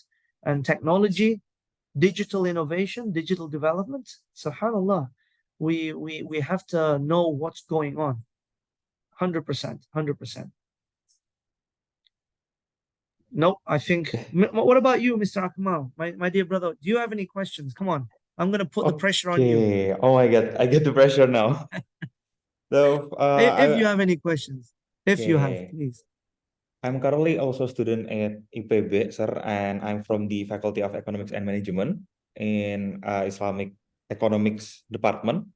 And for me personally, it is something new, especially when we talk about blue Islamic financing, because from a lot of things that I've learned, the emphasis is always put on the green Islamic or greener finance. True. Yeah, so this is something that I've been hearing after I've been an MC to this event gitu. And I want maybe just asking about what do you see the green and blue financing innovation and sustainable development, especially here in Indonesia? Do we have like the I believe like a great chance to be able to walk through that path, or we still like have a long way to be something to be a country that you can say sustainable Yes. to take this part. See, look at that. Look at that. See, I knew you'd be able to ask a really good question, right? That's the thing, you know, when you're the MC, you got to be ready. So thank you for that really good comprehensive question there. And yeah, this is a question that's close to my heart. I know that not everybody in this forum are Indonesians, right? But even though this question is specifically related to Indonesia, but come on, right? We're all brothers and sisters, and I think this is a very important question to ask. When we talk about Indonesia, obviously the potential is huge, right? I mean, it makes complete sense that we focus on green and blue financing with the help of technology, definitely. And why do you think it will work out? Why do you think that we remain confident that we'll be able to do it? Right? Well, many reasons. Right. Number one, well, it's just a perfect fit for us because we're a country that are strong when it comes to our natural resources, our marine life, our aquatic life, our farms, our environment, mashallah, right? We're an agricultural country, so it makes perfect sense that we need to basically focus on this kind of area of specialization. And number two is more importantly, probably, it's not just about the inherent ingredient that's been given by Allah subhanahu wa ta'ala to us, but it's also about the resources that we have, the human resources, alhamdulillah. What do you mean? The people. Yeah, the government, the leadership, alhamdulillah, right? We've got people who care. We've got the younger generation who are starting to become more conscious in regards to this kind of stuff, right? We've got organizations and bodies, right, that are also trying to develop a holistic system that also is geared towards a green and blue economy. And I mean, there's a lot of components that have already been established by the current government. Like, for example, one of my friends who was ex-Bahrain, he's now working in Indonesia. He was in Bahrain with me for about 10 years, 11 years, or maybe a bit more, I forgot. But he's working in the Indonesian Islamic Economics and Finance Committee, KNEKS, right? So through these committees, right, they've got, a blueprint, right? They work together with the Ministry of Finance to make a blueprint that is going to be synchronized with the actual needs of Indonesia, right? And what is that? Well, obviously the actual needs that is related to the importance of sustainable development, right? So again, summarizing the answer, I'd say yes, we will make it, right? We've got all of the components, right? That is ready. We're improving. It's not perfect yet, but compared to many years back, obviously there's a lot to be proud of, alhamdulillah. Right, thank you, my dear brother Akmal, for the question. Alhamdulillah, thank you. And there is Right. another questions here in the chat that I believe would be a great follow-up questions from Rida. Great. Thank you for sharing, Mr. Rohati. What advice would you like to address, especially on roles on Gen Z or future generation to support the Islamic financing in supporting the green and blue economy? My dear sister Rida, Rosida, my two pennies would be, you know what, we, the older generation, we trust you. I mean, we know how the generation Z or Z, however you read it, is like right now. Your consciousness, mashallah, towards the importance of caring for the environment is very high. No, really, 100%. I mean, compared to the previous generations, right? When it comes to, our awareness, when it comes to action, I think the younger generation are much better. I mean, I'll give you a silly example. Yeah. I mean, like, when sometimes I go out and I drink, for example, coffee, for example, from a coffee shop, right? Or buy bubble tea, for example, and we use straws, right? I remember my daughter, for example, she would say, Dad, don't use straws, plastic straws. You know, plastic straws, they're bad for the environment. They would kill so many turtles, and it's bad for the sea, the blah, blah, blah. She would give me a whole lecture, you know, subhanallah, guys. And at that time, she was only 9. She was only 9, 8 years old, right? What were you doing, right, when you were 8 or 9 years old? I mean, for those of you who are a bit older, I don't know about you guys, but when I was 8 or 9, I didn't think about anything like that. When I was 8 or 9, I was just thinking about what's the next cartoon that will be playing on RCTI, for example, right? No, seriously, right? But nowadays, people, because of technology, because of social media, they've become more aware of these very important things. So what is my advice, my dear Rida? Continue what you're doing. That's one, right? Because you're on the right path. But number 2 is don't be happy. Just don't be complacent. Okay, excellent. So we're just going to continue what you're doing. No, you need to step it up, right? You need to step it up by what? By studying, by researching even more, right? By directly participating in projects, right? Reading is one thing, right? Researching is another thing. Okay, they're 2 different things, especially when you get hands-on. Okay, try and participate in these voluntary programs, right, that are related to the green and blue economy. There's a lot of things that you can actually participate on these days, you know. And again, this is something that I advise you to do. Just make sure that you continuously learn, you continually read, and continually do research on this field. It's always going to grow. Great. Thank you. Thank you. Right. Next, we're going to go to the next question. This will be the last question for this Great. session, sir, from Fawaz. Thank you. This is Thank you, about my dear. untapped digitalization. Digitalization often only discuss about the channel for the distribution that we can pay zakah or wakaf or sukuk through online payment. Is there anything else to implement with the big potential of digitalization to support Islamic social finance? Excellent, excellent. Oh my God, subhanallah. Social finance is another component that we need to bring into this conversation, okay?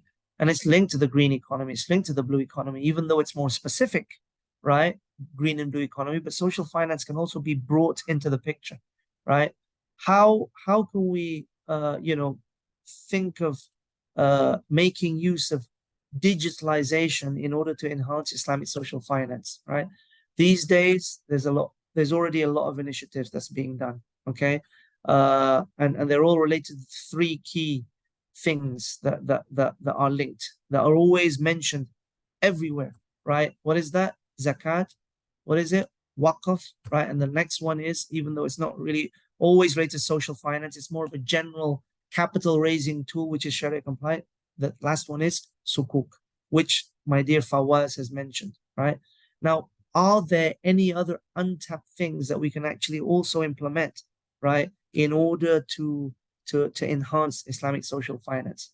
I would say that, I'm sorry to say this, I don't think that we need to go back. We need to go and find other fields just yet.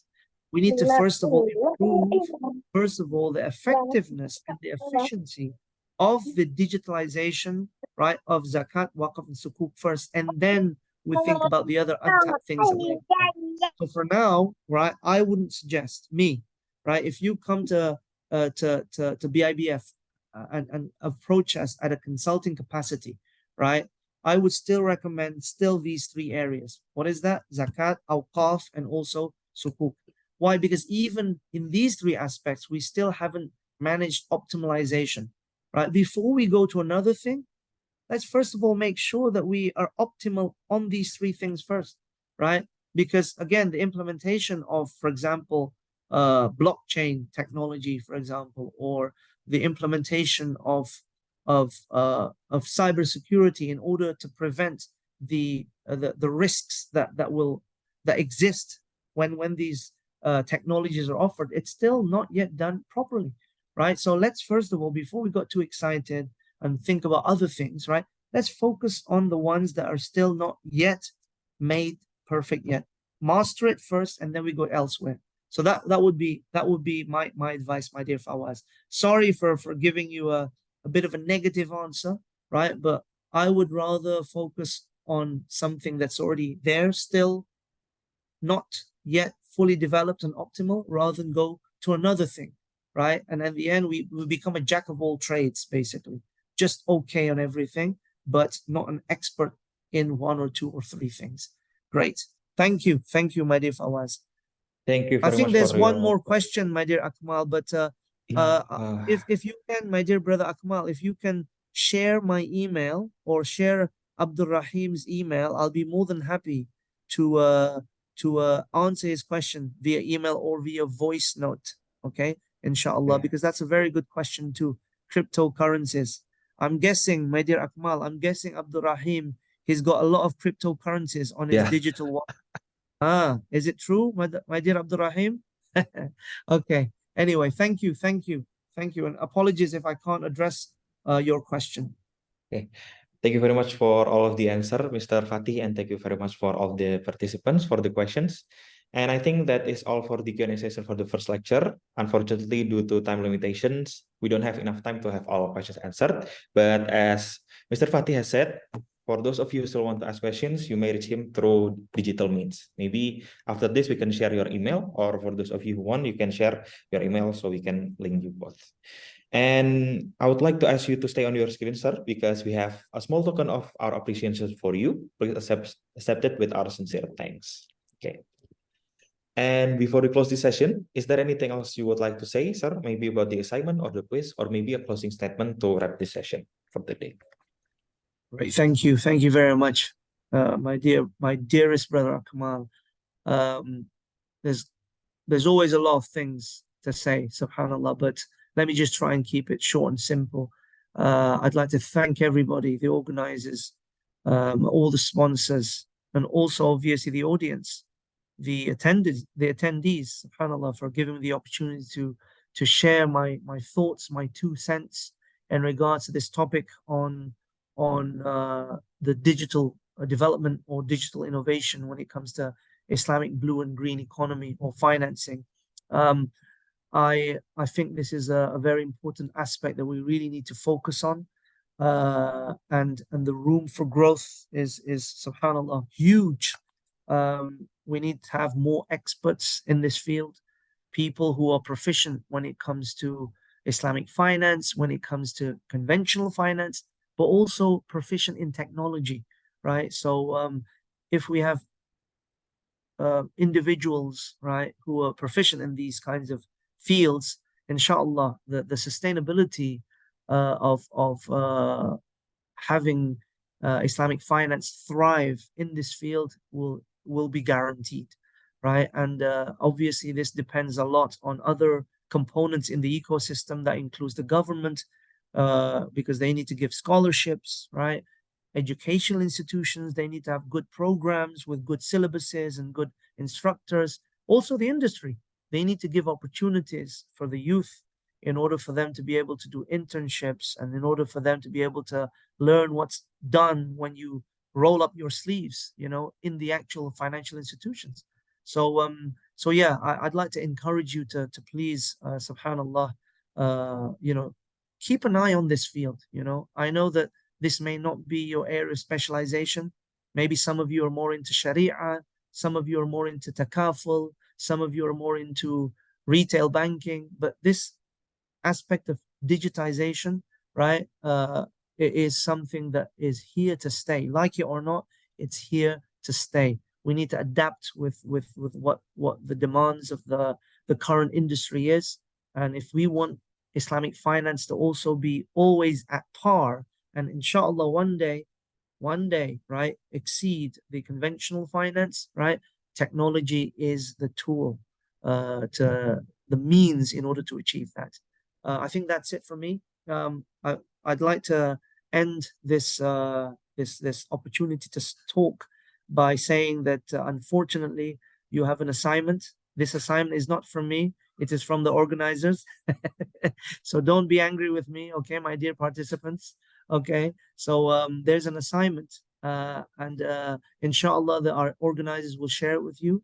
If you got any questions regarding the assignment, please contact me. I'm waiting for your messages, inshallah, right? It's going to be a fun assignment, and I look forward to read your work. Okay, that's it from me. Thank you, Mr. Akmal. Thank you, everybody. Assalamu alaikum wa rahmatullahi wa barakatuh. Waalaikumsalam warahmatullahi wabarakatuh. Thank you very much, Mr. Fatih. And this marks the end of our first lecture from today's agenda. Once again, we would like to express our massive gratitude to Mr. Alfatih Gessan Pananjung for so generously sharing your valuable time, knowledge, and wisdom with us. We are very fortunate to have listened to what you have explained in your presentation today. May Allah bless you, and we do apologize as you may have felt inconveniences from us throughout the session. Ladies and gentlemen, don't forget that we will still have our second lecture for today by Dr. Muhammad Eskandar Shah on the role of institutions supporting Islamic financing on green and blue economy, which we will begin at 6:30 minutes, 6:30 p.m. Western Indonesia time or Ba'da Maghrib by Indonesia time. So hopefully all of the participants can return again to the virtual room 5 minutes before the start of the second lecture. Wallahu a'lam bishawab. Let's go to the session by saying hamdalah and dua kifarah majlis. Wassalamualaikum warahmatullahi wabarakatuh. And see you in the next Waalaikumsalam. lecture.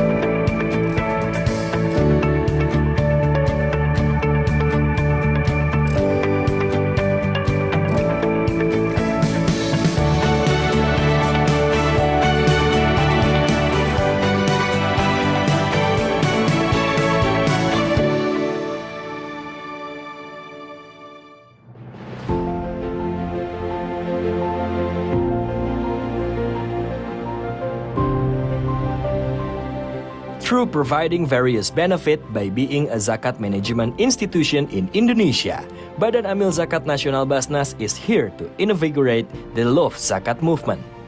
Formed by the government based on the decree of the President of the Republic of Indonesia number 8 of 2001, which has the task and function of collecting and distributing zakat, infak, and sodako at the national level, Basnas is spread throughout Indonesia and coordinates provincial Basnas, Regency and city level Basnas, Amil Zakat institution, and zakat collecting units in various institutions, as well as international zakat institutions. By bringing the spirit to become the leading institutions to enhance the welfare of the Ummah, Basnas has received various awards as a form of public trust as an accountable institution, including ISO 9001-2015 certified, audited with unqualified audit opinion since 2002, the award of intensity, consistency, and innovation in the response of COVID-19 from BNPB, the Championship Award in Capacity Building and Leadership Award in Community Development and Philanthropy from Global Good Governance Award in 2022, Best Business Transformation and Best Indonesia Customer Quality from SWA.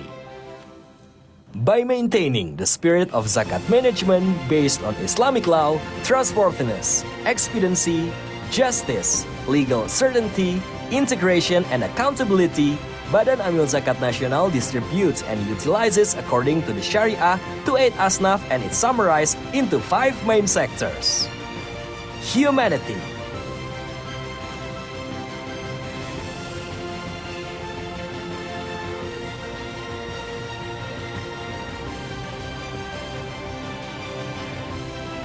education,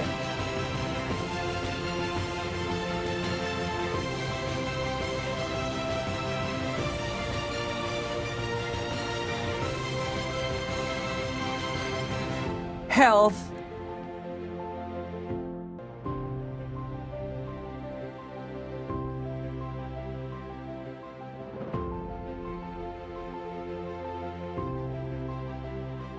dakwah,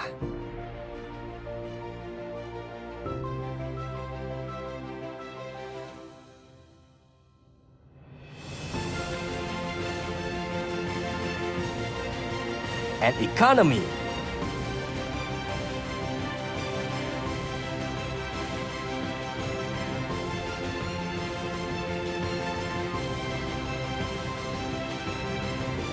By continuing to facilitate sharing access for all people, Basnas provides various payment channels through the counters, mini markets, transfer services, up to dozens of channels and digital wallets, as well as PayPal. Basnas continues to expand the benefit of various productive and effective programs that are based on the principles of safe Sharia, safe regulation, and safe for the unitary state of the Republic of Indonesia. Together with Basnas, create a just and a prosperous society all around Indonesia.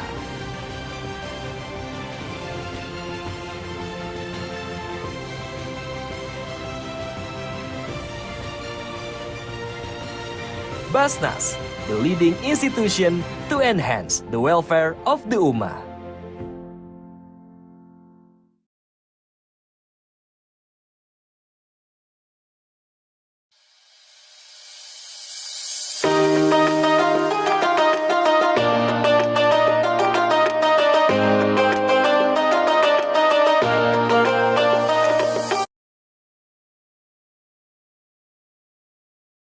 أعوذ بالله من الشيطان الرجيم. بسم الله الرحمن الرحيم. إن الله اصطفى آدم ونوحا وآل إبراهيم وآل عمران على العالمين ذرية بعضها من بعض والله سميع عليم. إذ قالت امرأة عمران رب إني نذرت لك ما في بطني محررا فتقبل مني إنك أنت السميع العليم. فلما وضعتها قالت رب إني وضعتها أنثى والله أعلم بما وضعت وليس الذكر كالأنثى وإني سميتها مريم وإني أعيذها بك وذريتها من الشيطان الرجيم. فتقبلها ربها بقبول حسن وأنبتها نباتا حسنا وكفلها زكريا. كلما دخل عليها زكريا المحراب وجد عندها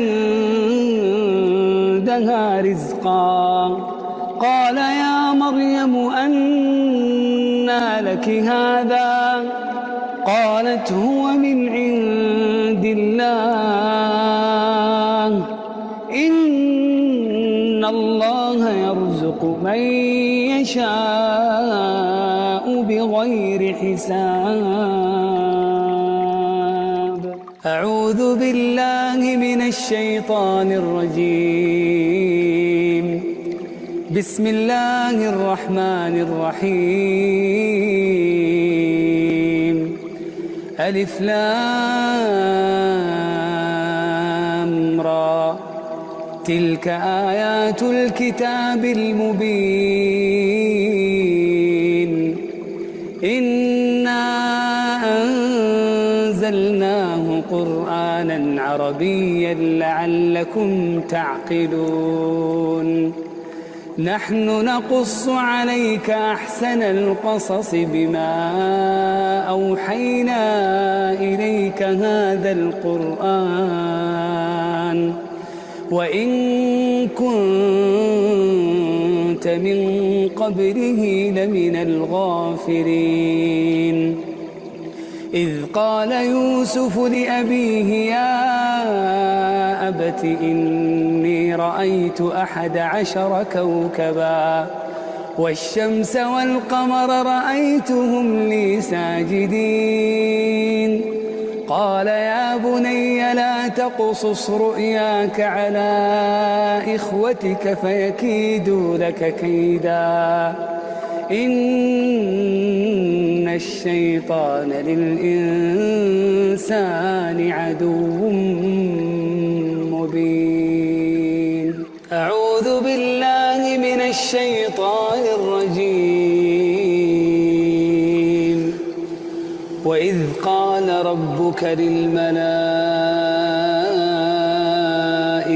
إني خالق بشرا من صلصال من حمأ مسنون فإذا سويته ونفخت فيه من روحي فقعوا له ساجدين فسجد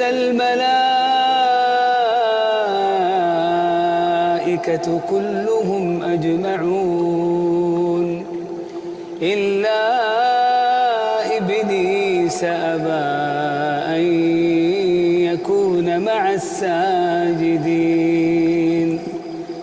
قال يا إبليس ما لك ألا تكون مع الساجدين قال لم أكن لأسجد لبشر خلقته من صلصال من حمأ مسنون قال فاخرج منها فإنك رجيم وإن عليك اللعنة إلى يوم الدين قال رب فانظرني إلى يوم يبعثون قال فإنك من المنظرين إلى يوم الوقت المعلوم قال رب بما أغويتني لأزينن لهم في الأرض قال رب بما أغويتني لأزينن لهم في الأرض ولأغوينهم أجمعين إلا عبادك منهم المخلصين قال هذا صراط علي مستقيم إن عبادي ليس لك عليهم سلطان إلا من اتبعك من الغاوين وإن جهنم لموعدهم أجمعين لها 7 أبواب لكل باب منهم جزء مقسوم إن المتقين في جنات وعيون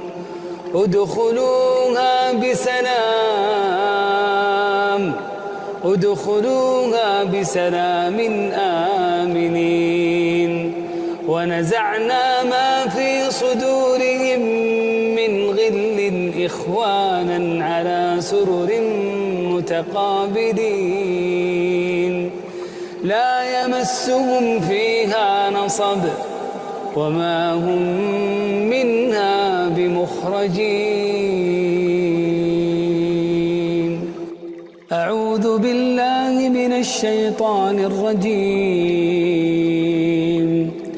وإذ قال موسى لفتاه لا أبرح حتى أبلغ مجمع البحرين أو أمضي حقبا فلما بلغا مجمع بينهما نسيا حوتهما فاتخذ سبيله في البحر سربا فلما جاوزا قال لفتاه آتنا غداءنا لقد لقينا من سفرنا هذا نصبا قال أرأيت إذ أوينا إلى الصخرة فإني نسيت الحوت وما أنسانيه إلا الشيطان أن أذكره واتخذ سبيله في البحر عجبا قال ذلك ما كنا نبغ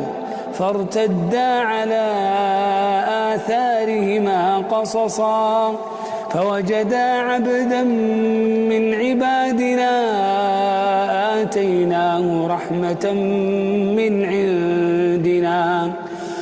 آتيناه رحمة من عندنا وعلمناه من لدنا علما قال له موسى هل أتبعك على أن تعلمني مما علمت رشدا قال إنك لن تستطيع معي صبرا وكيف تصبر على ما لم تحط به خبرا قال ستجدني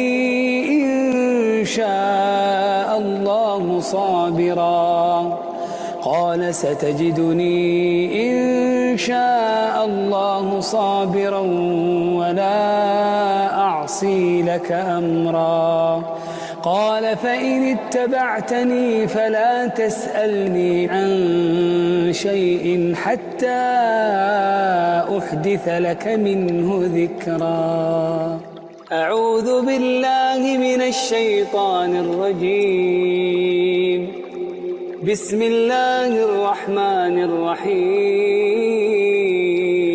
الرحيم كافها يا عين صاد ذكر رحمة ربك عبده زكريا إذ نادى ربه نداء خفيا قال رب إني وهن العظم مني واشتعل الرأس شيبا ولم أكن بدعائك رب شقيا وإني خفت الموالي من ورائي وكانت امرأتي عاقرا فهب لي من لدنك وليا يرثني ويرث من آل يعقوب واجعله رب رضيا يا زكريا إنا نبشرك بغلام اسمه يحيى لم نجعل له من قبل سميا قال رب أنى يكون لي غلام وكانت امرأتي عاقرا وقد بلغت من الكبر عتيا قال كذلك قال ربك هو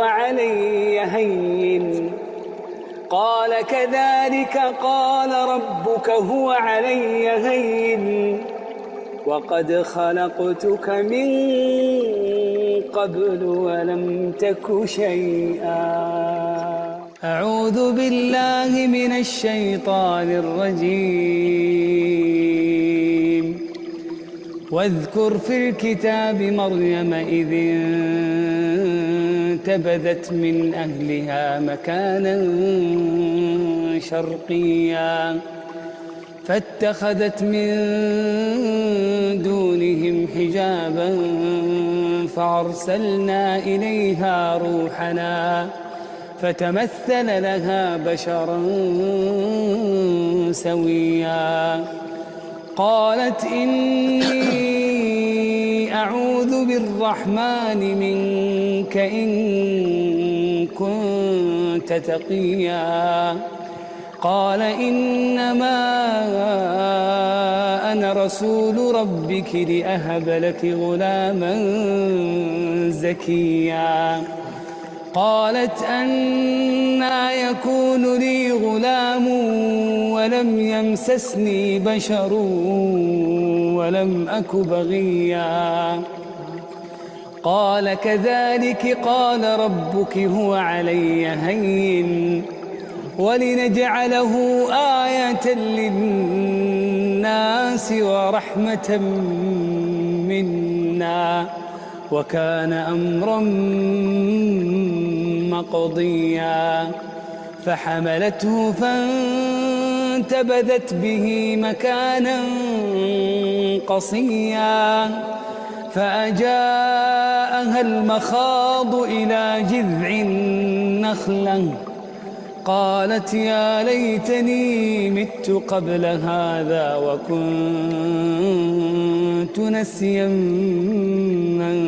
منسيا فناداها من تحتها ألا تحزني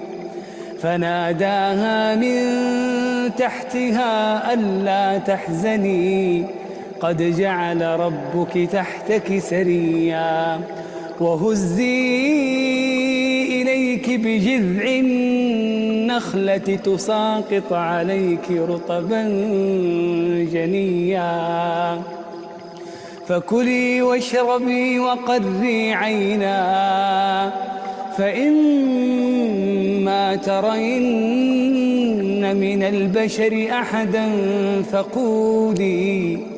فقولي إني نذرت للرحمن صوما فلن أكلم اليوم إنسيا فأتت به قومها تحمله قالوا يا مريم لقد جئت شيئا فريا يا أخت هارون ما كان أبوك امرأ سوء وما كانت أمك بغيا فأشارت إليه قالوا كيف نكلم من كان في المهد صبيا قال إني عبد الله آتاني الكتاب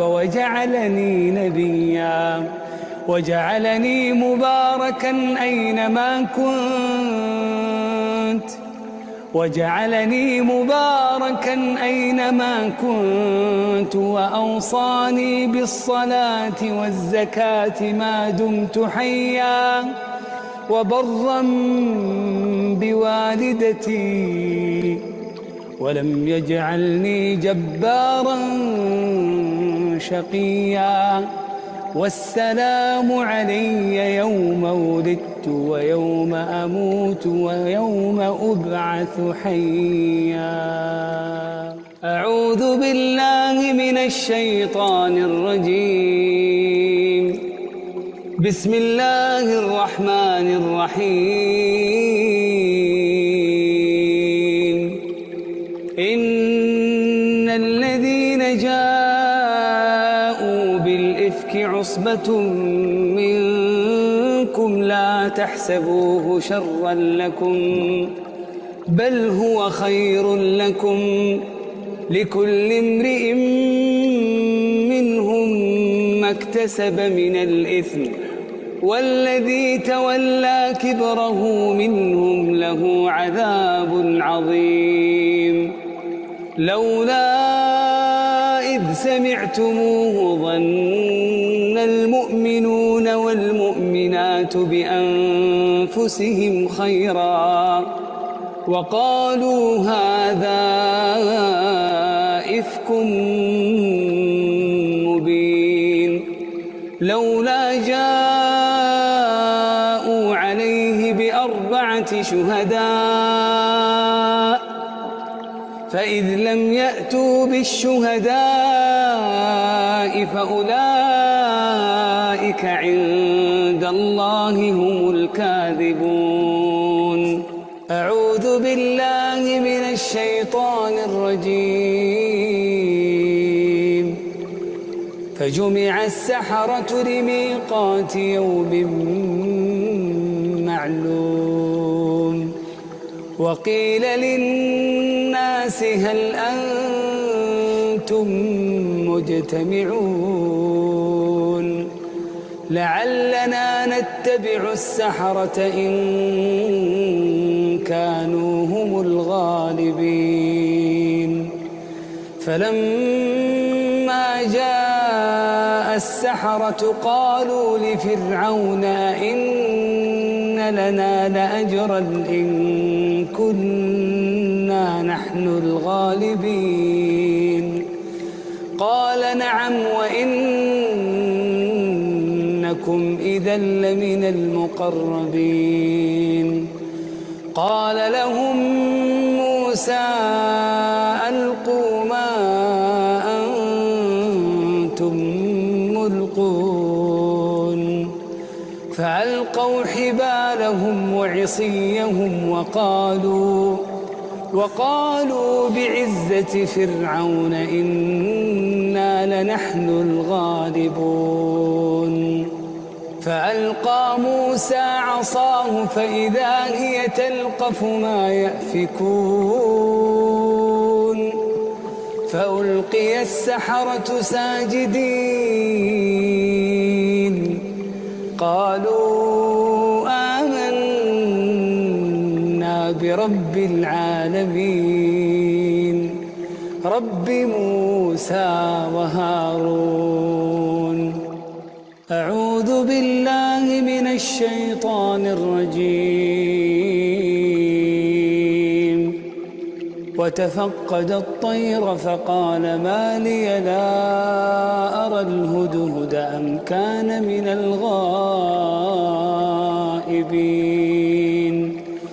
لأعذبنه عذابا شديدا أو لأذبحنه أو ليأتيني بسلطان مبين فمكث غير بعيد فقال أحطت بما لم تحط به وجئتك من سبأ بنبأ يقين إني وجدت امرأة تملكهم وأوتيت من كل شيء ولها عرش عظيم وجدتها وقومها يسجدون للشمس من دون الله وزين لهم الشيطان أعمالهم فصدهم عن السبيل فهم لا يهتدون ألا يسجدوا لله الذي يخرج الخبأ في السماوات والأرض ويعلم ما تخفون وما تعلنون الله لا إله إلا هو الله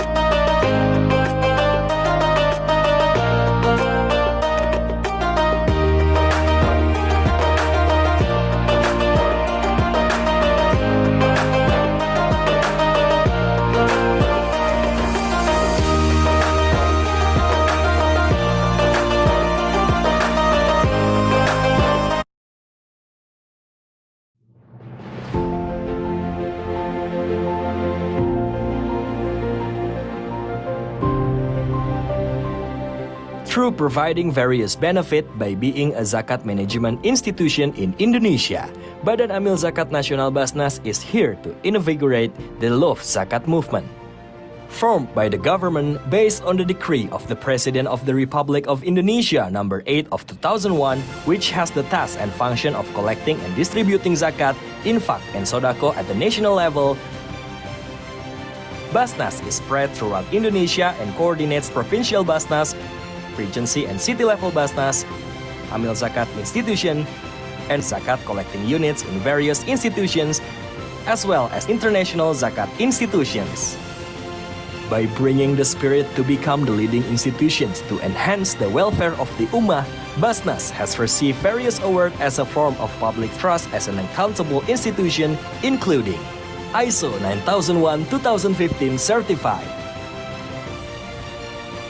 audited with unqualified audit opinion since 2002, the award of intensity, consistency, and innovation in the response of COVID-19 from BNPB, the Championship Award in Capacity Building and Leadership Award in Community Development and Philanthropy from Global Good Governance Award in 2022, Best Business Transformation and Best Indonesia Customer Quality from SWA. By maintaining the spirit of zakat management based on Islamic law, trustworthiness, expediency, justice, legal certainty, integration, and accountability, Badan Amil Zakat Nasional distributes and utilizes according to the Sharia to 8 asnaf, and it's summarized into 5 main sectors. Humanity,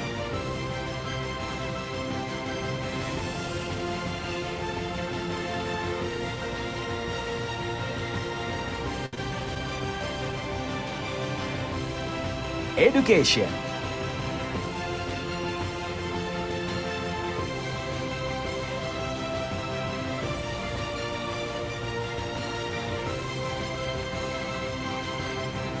health,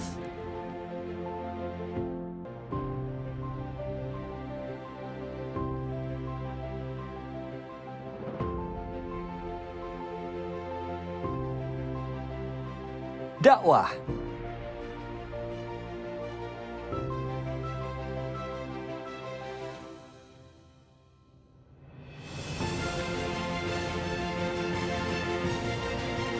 and economy.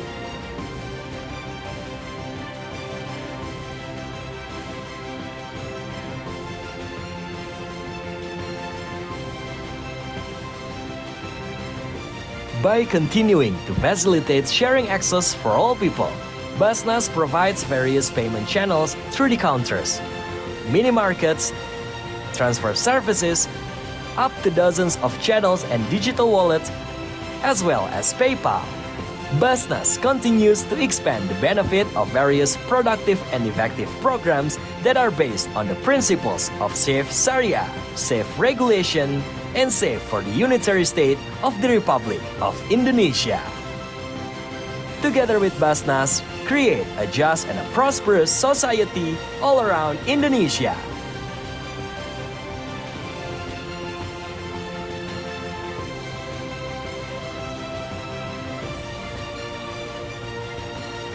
Basnas, the leading institution to enhance the welfare of the Ummah.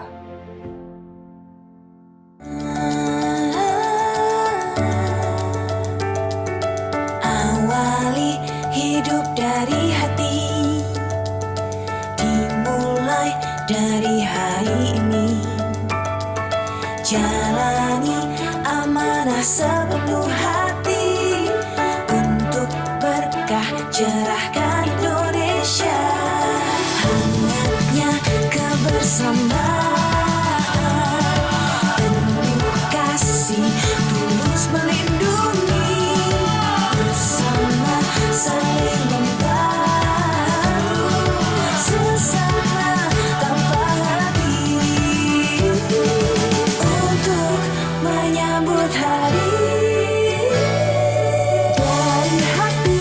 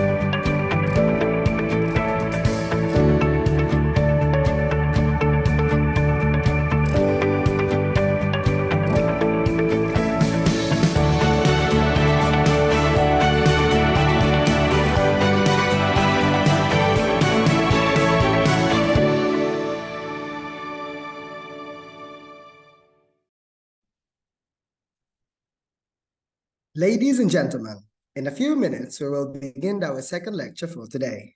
May we invite everyone to kindly take your seats in front of your screens. Thank you.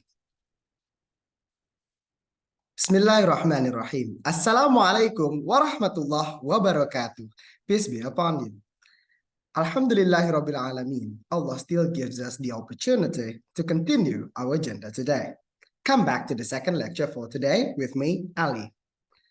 This second lecture will discuss the role of institutions supporting Islamic financing on the green or blue economy. Ladies and gentlemen, our second lecturer for today is an Associate Dean of Academic Affairs and Associate Professor of Islamic Finance at Hamad bin Khalifa University. His research is published in well-regarded academic journals including the Journal of International Financing Markets, Institution and Money, International Review of Economics and Finance, Pacific Basin Finance Journal, Applied Economics, and many more. He was a financial sector specialist consultant for the World Bank and advisor to the Brunei Institute of Leadership and Islamic Finance, Brunei. He was also involved in several consultancy projects with government agencies and financial institutions such as the Ministry of Energy, Malaysia, and then the Afghanistan Ministry of Finance, CIMB Islamic Bank, and Responsible Finance Institute, and Zico Sharia Advisory. Ladies and gentlemen, please welcome Dr. M. Eskandar Shah. Assalamu alaikum, Dr. Eskandar Shah. How are you today?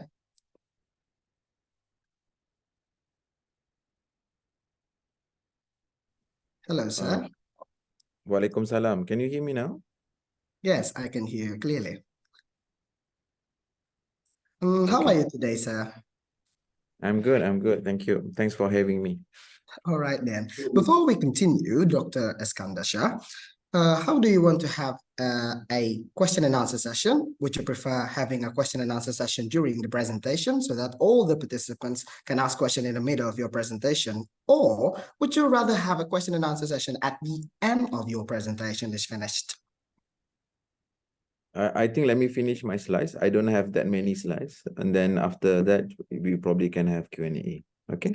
All right, then. As Dr. Eskandar Shah has said, our participant will be given the opportunity to ask questions after he has finished his presentation. To anyone who wants to ask some questions, you can leave your questions by the chat room, or you can use the raise hand feature on your screen, and then our host will allow you to ask the lecturer directly. It can be questions related to what he will deliver today, or questions related to his area of expertise. So, without further ado, let's immediately begin our second lecture. To Dr. Eskandar Shah, the timer screen is yours.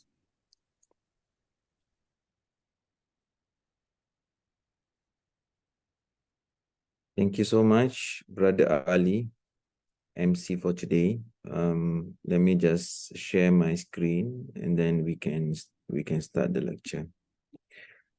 Okay.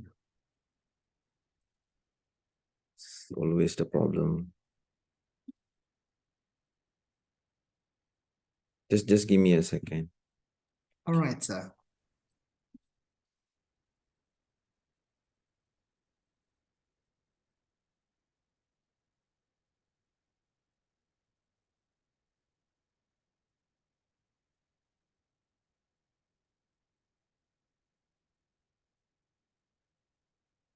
I'm not sure why my slides are not coming out.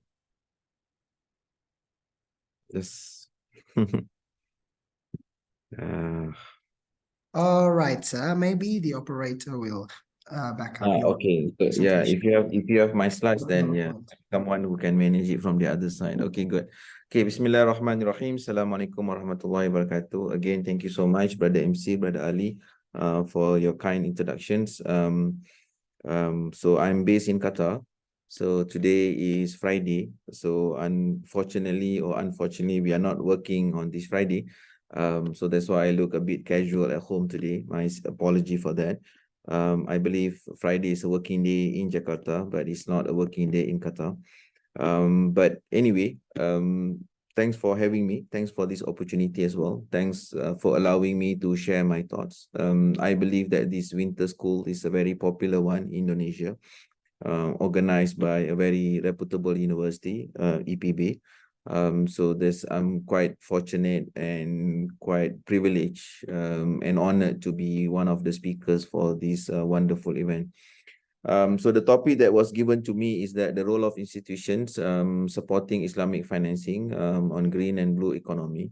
So if you look at the topics, so we can actually divide the topics into multiple components, right? One obviously is Islamic finance, the big chunk of the component of today's discussion. And second is the role of institutions. And then the third one would be the green and blue economy. So before we go further, we really have to digest these three important concepts. And it means a lot today because these are the three things that really matters, especially for Muslim countries, especially for Malaysia, Indonesia, and even for GCC countries as well. And a lot of people are embracing these concepts. Can we move on? Okay. All right, good. So why these three concepts are important? You all have to understand what is the perspective of these concepts, okay? And of course, you guys are young, so you may not be able to appreciate the concepts in the past. The concept in the past, they talk about materialism, modernity, development, growth, poverty eradications, and so on and so forth. So those were the popular concepts that took place in the 70s and the 80s. And now we are migrating to basically Islamic finance, sustainable finance, impact finance, and people are also talking about Islamic finance, and the role of institutions. So the first thing that you need to understand is that why the world is actually moving towards these three concepts. Okay, this is the first thing that you need to understand. So in the past, what we have pursued, seems to be working, but at the expense of many things, okay? And the two main common problems that the world is facing today, and this is not something new, you probably have heard so many times in your life, is the climate change and also inequality. These are the two serious issues that actually creating other issues as well. For example, you take climate change, right? What is so significant about climate change? So when you have climate change, you have a lot of disasters, and country like Pakistan, for example, have to go through frequent disasters. And because majority of the Pakistanis are quite poor, they are not able to actually absorb this kind of crisis. So especially when their economy is agriculture based, so they create a huge amount of risk which cannot be managed by the country. All right, so it creates a lot more volatility. Okay. So when you have a volatile economy, especially when you have high level of inequality as well, so majority of the poor have to migrate to other countries as well. All right. So migration has become another issue today in the global context. Okay. So you have climate change, you have inequality, and then on the top of it, and then now you have migrations. Okay. And then you also have geopolitics that are taking place because of the clash of ideology between, superpowers. Okay. And all these things are actually not something new. Is like everything is happening together. And today we are living in the world that we call it as a VUCA, right? Volatile, uncertainty, and so on and so forth. Okay. So this is the world that we are seeing today. So then the people come out together and then say, should we continue living like this? Or we have to do something new. Okay. So they still want to promote modernity. They still want to promote growth. They still want to promote innovation, but they all agree that we have to do it differently. Okay. So we need to find a balance, right? So that balance seems to be important for us to protect the current ecosystem so that we're going to leave the world as it is, or even better for the future generation. So this is obviously the ideal worldview and the ideal scenario. So whenever you have a new narrative, obviously, a few things have to take place for you to embrace the new narrative. For example, first thing is that when we talk about my area of expertise, which is finance, whatever new narrative that you want to talk about, you need financing. Okay. And now the question is that whether Islamic finance is aligned or supporting this new narrative or not. Okay. Obviously, this is not something, difficult to comprehend, because Islamic finance, we always promote whatever good for the people, for maslahah and so on and so forth. So it's quite easy for us to really align the principle of Islamic finance in terms of what exactly the sustainability, or in the more specific, green economy and blue economy trying to achieve. All right. So second, you need people. Okay, you need people who actually believe in this narrative. Okay, all right, because narrative is actually very important, because narrative is actually the way that you decide how you want to live your life. Because, for example, if I come and if I for example tell you that, okay, in the future nobody should buy a home, everybody should rent a home, buying a home is no longer creating value as an individual. So that is a new narrative. Okay, but for the new narrative to take place, to take shape, people must believe in it and people must act on it. Okay, so that is the second important thing which is required: financing, people. Okay, and sometimes we always call it as the human capital. And then the third one, obviously, which is the important thing that we're going to talk about today, is the presence of institutions, which is very important. Because individual will not be able to translate bigger ideas if you are not a so-called structured institution that bring people together under one roof, carry the vision, and able to translate those vision in a much more structured manner. So that's why people need institutions. Okay, because as individual, the way that you can achieve and the ability for you to make a difference is actually quite limited. But when you establish a strong institutions, government is also an institution, ministry is also institution, a banking institution is also an institution, regulatory body is also institution, the school is also an institution. It doesn't matter whatever you want to name it. So institution makes things much more structured, much more productive, because you are operating collectively as the multiple agents in the economy with a proper vision and with a proper structure that gonna create a better narrative and also greater efficiency as well. So that's why you need an institution. So now the question that we also talking about is that what kind of institution that we need? We need a conventional only, or we need to bring in the Islamic element as well?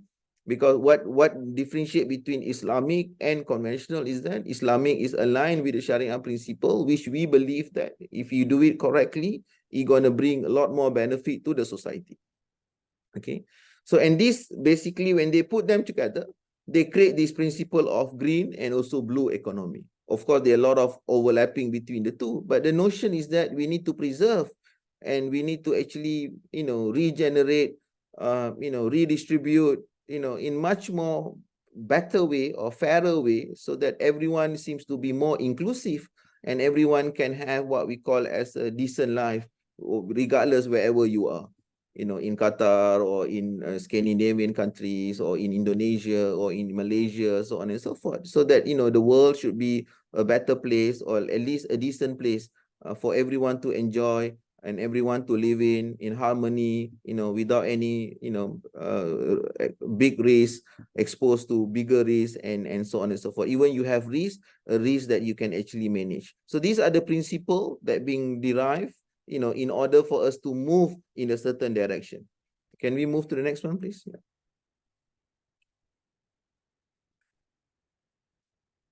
Next slide, please. Yeah. Okay. So this narrative right now, okay, which in the past is only based on one thing, value creation, and how to create value is very simple. You need to create a company. A company should create products, and product should be demanded, and the company can actually create make profit, so that you need profitability to ensure sustainability of the company. And then so a successful company will create employment. Employment will create further demand, and so on and so forth. So it's kind of a virtuous cycle that being created in the past. So as long a company able to maintain profitability and they can ensure sustainability, and sustainability can create employment and eventually allow social mobility within the community. Okay, and this is an old school, or basically even the current, we still embracing this value creation model as well, because without value creations, you will not be able to basically establish an institution that can be sustainable. Okay, and of course now you can see majority of the value creation come from technology company. Greater innovations are coming from knowledge economy rather than commodity-based economy or resource-based economy. So that's why all the largest company in the world are Apple, Google, Alphabet, Amazon, Facebook, even in China, majority of the successful companies now is basically technology based, because technology has advanced so much, so it can create a lot more value at much more cheaper price. So this is the evolution that have taken place in the last 20-30 years. But in the past, value creation come from typical industry like real estate, hydrocarbon industries, and so on and so forth. So the world is actually changing, okay? And we all are enjoying the fruits of greater innovation. I'm sure you as a student now, whether you like it or not, I'm sure to a certain extent you might use AI, for example, for your assignment in terms of finding the data, use ChatGPT maybe to check your grammar, and so on and so forth. So a lot of benefit are actually coming from all these greater innovations. But we are also trying to basically bring in more elements to our narrative. Okay, so this is what we are talking about. Instead of just looking at profit, we are also talking about people, our stakeholders, we are talking about planet, we are talking about peace, we are talking about partnership, and we're also talking about prosperity as well. So why we have to talk about all those things? Because the world is so imbalanced, and now we actually trying to put some form of balance to it. Okay, and if you don't do it now, the world will become even greater imbalance. Okay, I just give you a simple example so that you can understand what I'm talking about. Let's say in Europe country, right? In European country, or even you can talk about Korea or even Japan, for example. One of the biggest problem over there is that the population growth is actually negative. Okay, all right. What is the meaning of population growth negative? Means that total amount of people who are living in that particular country will be reduced over the years. Okay, like Japan, for example, in 2050, right now they have about 120 million or 110 million. But in 2050, if the birth rate continue in Japan like this, all right, the population will become, let's say, 80 million. And apparently they say, if Japan continue as it is, by year 2300, there will not be a single Japanese living on this particular planet. Okay, because their population, the replacement rate is only for 1.2, 1.3 something, because you need about 2.1 to replace your society in order for you to have a positive growth. In Malaysia, no problem, people are quite, productive as far having kids are concerned. The society is still believe in marriage, replacing their parents, and so on and so on. I believe Indonesia also is still population is growing, but in many other parts of the world, the population growth is negative. Okay, but why is that? Why in Japan things population growth is actually negative? So if you read a book about Japan, people work overtime, people work extremely hard, and they always feel that having families means that it's going to be detrimental to their career. So a lot of ladies choose not to get married. Even they get married, some of them get divorced, and also some of them actually have small kids, and some of them have to take care of their elderly parents. And they said, if I got married, it's going to be difficult. So all these things happen because company were pursuing, or government is pursuing, only one thing, which is the material growth, growth in GDP, growth in big buildings, for example, growth in mega infrastructure, and so on and so forth. So those days in the 80s, when I was young, everybody wants to build big things, tallest building in the world, tallest tower in the world. Even you come to Malaysia, we used to have a tallest tower, twin towers in the world and everything, because that was the narrative in the past. The bigger, the grandeur, you are better. Okay, but now things are changing, because people realize that growing like this is not sustainable. So what's, for example, right, in Japan, right, if they do all these things, and in 2300, let's say nobody live in Japan, so who gonna occupy all those real estate, right? Who gonna live in the houses? Who gonna actually work, right? So what's the point of having all this development but we don't have people? So you may have to, bring people from other countries. But when you bring people from other countries, you're going to have a disruption in terms of culture, in terms of your identity, and so on and so forth. So this is why the world is actually embracing a much more balance, and the balance is basically being classified under these 5 P's. Can we move on, please? Next one. Can we move on, please? Yeah. Okay. All right. So in terms of transition, right, I think this is very important. you don't have to replace everything, the old one, you demolish the old one and you build a new one. It doesn't work that way. What you need, the key word is what we call as transition. Okay, transition is actually keyword. And this is not something new, and people actually have identified how a transition can take place. Let me give you a simple example how banks does it. Okay, let's say you take CIMB, how they does it. Previously, when they give credit, they only look at the financial statement, they look at the credit history, they look at the business and so on and so forth. So they give financing. But today, they have additional criteria.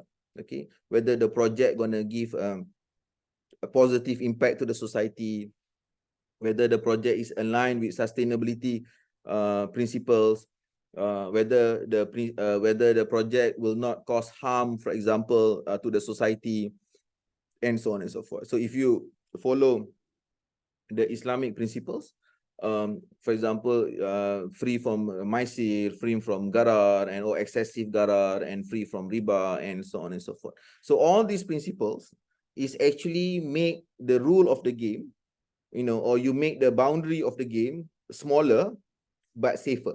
Okay, so before this, the boundary of the game is much bigger. All right, and that costs a lot of things. Okay, of course, if you're following money laundering, if you're following shadow economy, if you drug economy, for example. So all these things are actually the harm that causing society to suffer. Okay, and you probably know right now that human migration is also a big issue. Gambling is a big issue in the stock market. High excessive speculation is also a big issue. That create huge amount of volatility, for example. So all these things are something because we have embraced in the past. Okay, if you know, after the World War, after the collapse of colonialism, people actually embrace what we call as a post-modernity, right? Modern. Okay, so what is the world of modernity? Okay, we remove religious values. We embrace liberalism, and then we embrace materialism, and then eventually we embrace atheism, and so on and so forth. Okay, so what exactly I'm trying to say here is that we are trying to remove value from our narrative. Okay, so our narrative is only one: profit, growth, social mobility, eradication of poverty. So all the things we are doing, we are trying to remove, for example, the soft values into our narrative. So now what we are trying to do, we are not trying to do anything new. We are just basically going back to teaching of the proper way of looking at economics, right? Social justice, balance, fairness, equality, opportunity to everyone, removing elitism, and so on and so forth. So what we are trying to say here is that the transition to the green economy is very much aligned, or in fact is not even contradicting to the Islamic values at all, because the moral compass should be right. Okay, so if you as a Muslim, you ask yourself, what is exactly the moral compass? Then you know that, okay, the moral compass of the Islamic economics should be based on what? Social justice, and all the things that I mentioned just now. And this is not difficult because we are not inventing something new. We are just going back to revisit our actual teaching. We are reviving actually the true principles, and in the modern way. Okay, and this is amazing because you will able to see the results maybe in 10-20 years, how a new form of economy would actually look like, the balanced one, the non-material economy. And and this is something that we all are trying to attain, so that people will be not only achieve growth, but at the same time people will be a lot more happier to enjoy the growth. Okay, next one please. Okay, so now, this is the narrative, right? Okay, I finished the first part. Okay, the first part of my lecture is basically to talk about the narrative. So the narrative is very clear, and no one is actually arguing about the narrative. It's not only me, everyone is talking about it. You go to United Nations, they are talking about it. COP25, COP26, COP27. You can you can name all the COPs. Everyone is talking about it. G20 is talking about it. G7 is talking about it. The BRICS is talking about it. So everyone is talking about how exactly we want to come up with a better narrative. And even Islamic finance also talking about how to come up with a better narrative. Unfortunately, because Muslim countries, not so great. For example, in G20, how many Muslim countries are there? Only Indonesia and Saudi Arabia, okay, and Turkey, only 3 Muslim countries, right?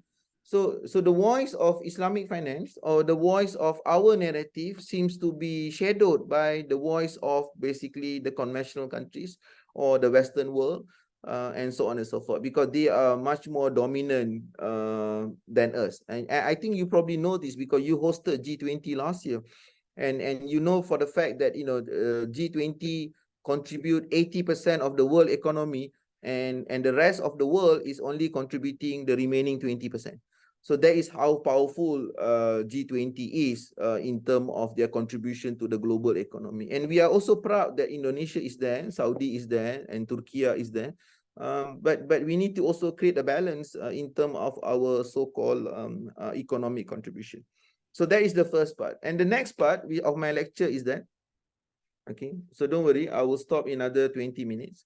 I will give you about half an hour to ask questions. I'm not intend to speak that long, especially online teaching can be quite dry and can be quite, monotonous as well. I'm aware of it, but I'm just trying my level best to point out my important points. And hopefully after the end of this lecture, you probably will get something out of this. Because the whole idea is that you guys are young people, and the people that can change the future basically is the current generation and the future generation. So there is a need to have a continuity in terms of our ideas. Okay, and nothing is perfect. This is all an experiment. It's a trial.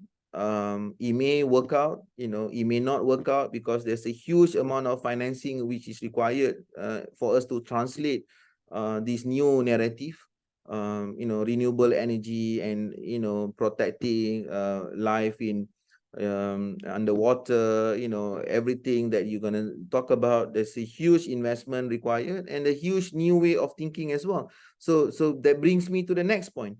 So the new thinking can be carried out by the institutions. Okay, so this is why I quote what this says, that nothing is possible without man. Okay, can we just go back to the previous slide? Yeah, sorry. Okay, nothing is possible without man, but nothing lasts without an institution. So a man can only come up with an idea, all right? But in the institution that can actually carry forward those ideas as well. I just give you one simple example. I think you probably know this because you are young people and you follow technology a lot.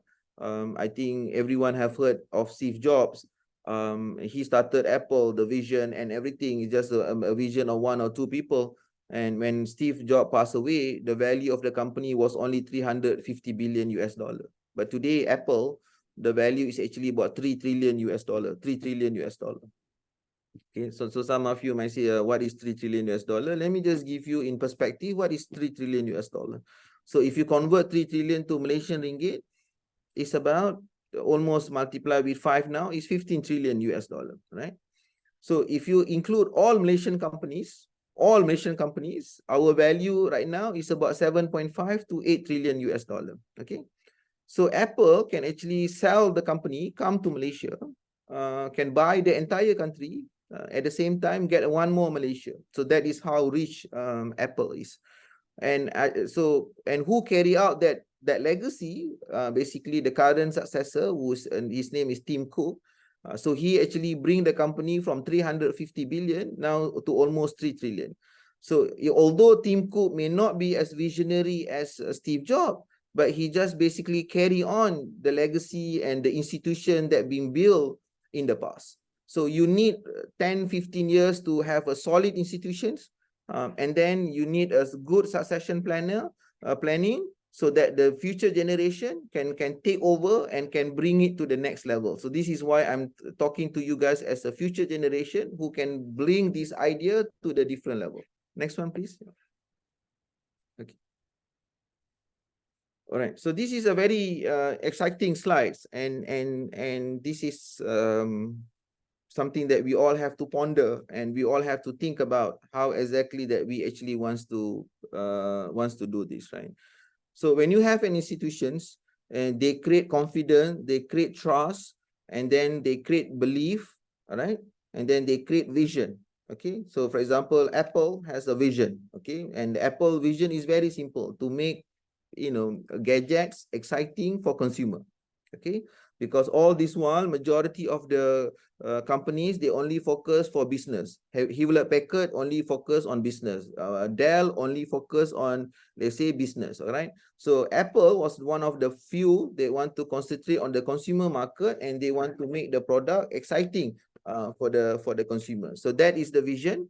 Okay, and vision actually attract people who believe in that vision, which is the actors. And an institution can also create incentive to shape the actors.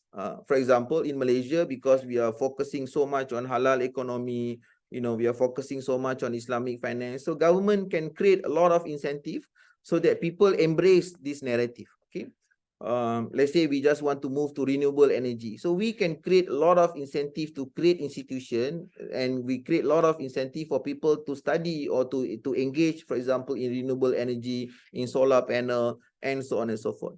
So the moment people have a cohesive beliefness in certain things, all right, then the actors will translate this thing into actions. All right, so this is where people start having innovative ideas, people start doing R&D, you know, people start believing in the existence of the company, you know, why we exist in the first place, why this, you know, if you go to any business school, you know, they always ask, okay, why you exist, why the business exists, and so on and so forth, right? And this is a simple, but this is a very powerful concepts. Today, companies are more relevant than the country. Okay. I just give you an example. Apple can be richer than Malaysia. Okay, I can just give you one more example, right? Tesla, for example, if you follow the news about Tesla, there was about a week ago or 2-3 days ago, the Tesla stock price goes up by 10%. Okay, so 10% is about 80 billion US dollar. Okay, 80 billion US dollar, right? So for you to understand about 80 billion US dollar, is about half of the valuation of Volkswagen. Okay, so and Volkswagen, got Lamborghini, got Porsche, you know, Audi.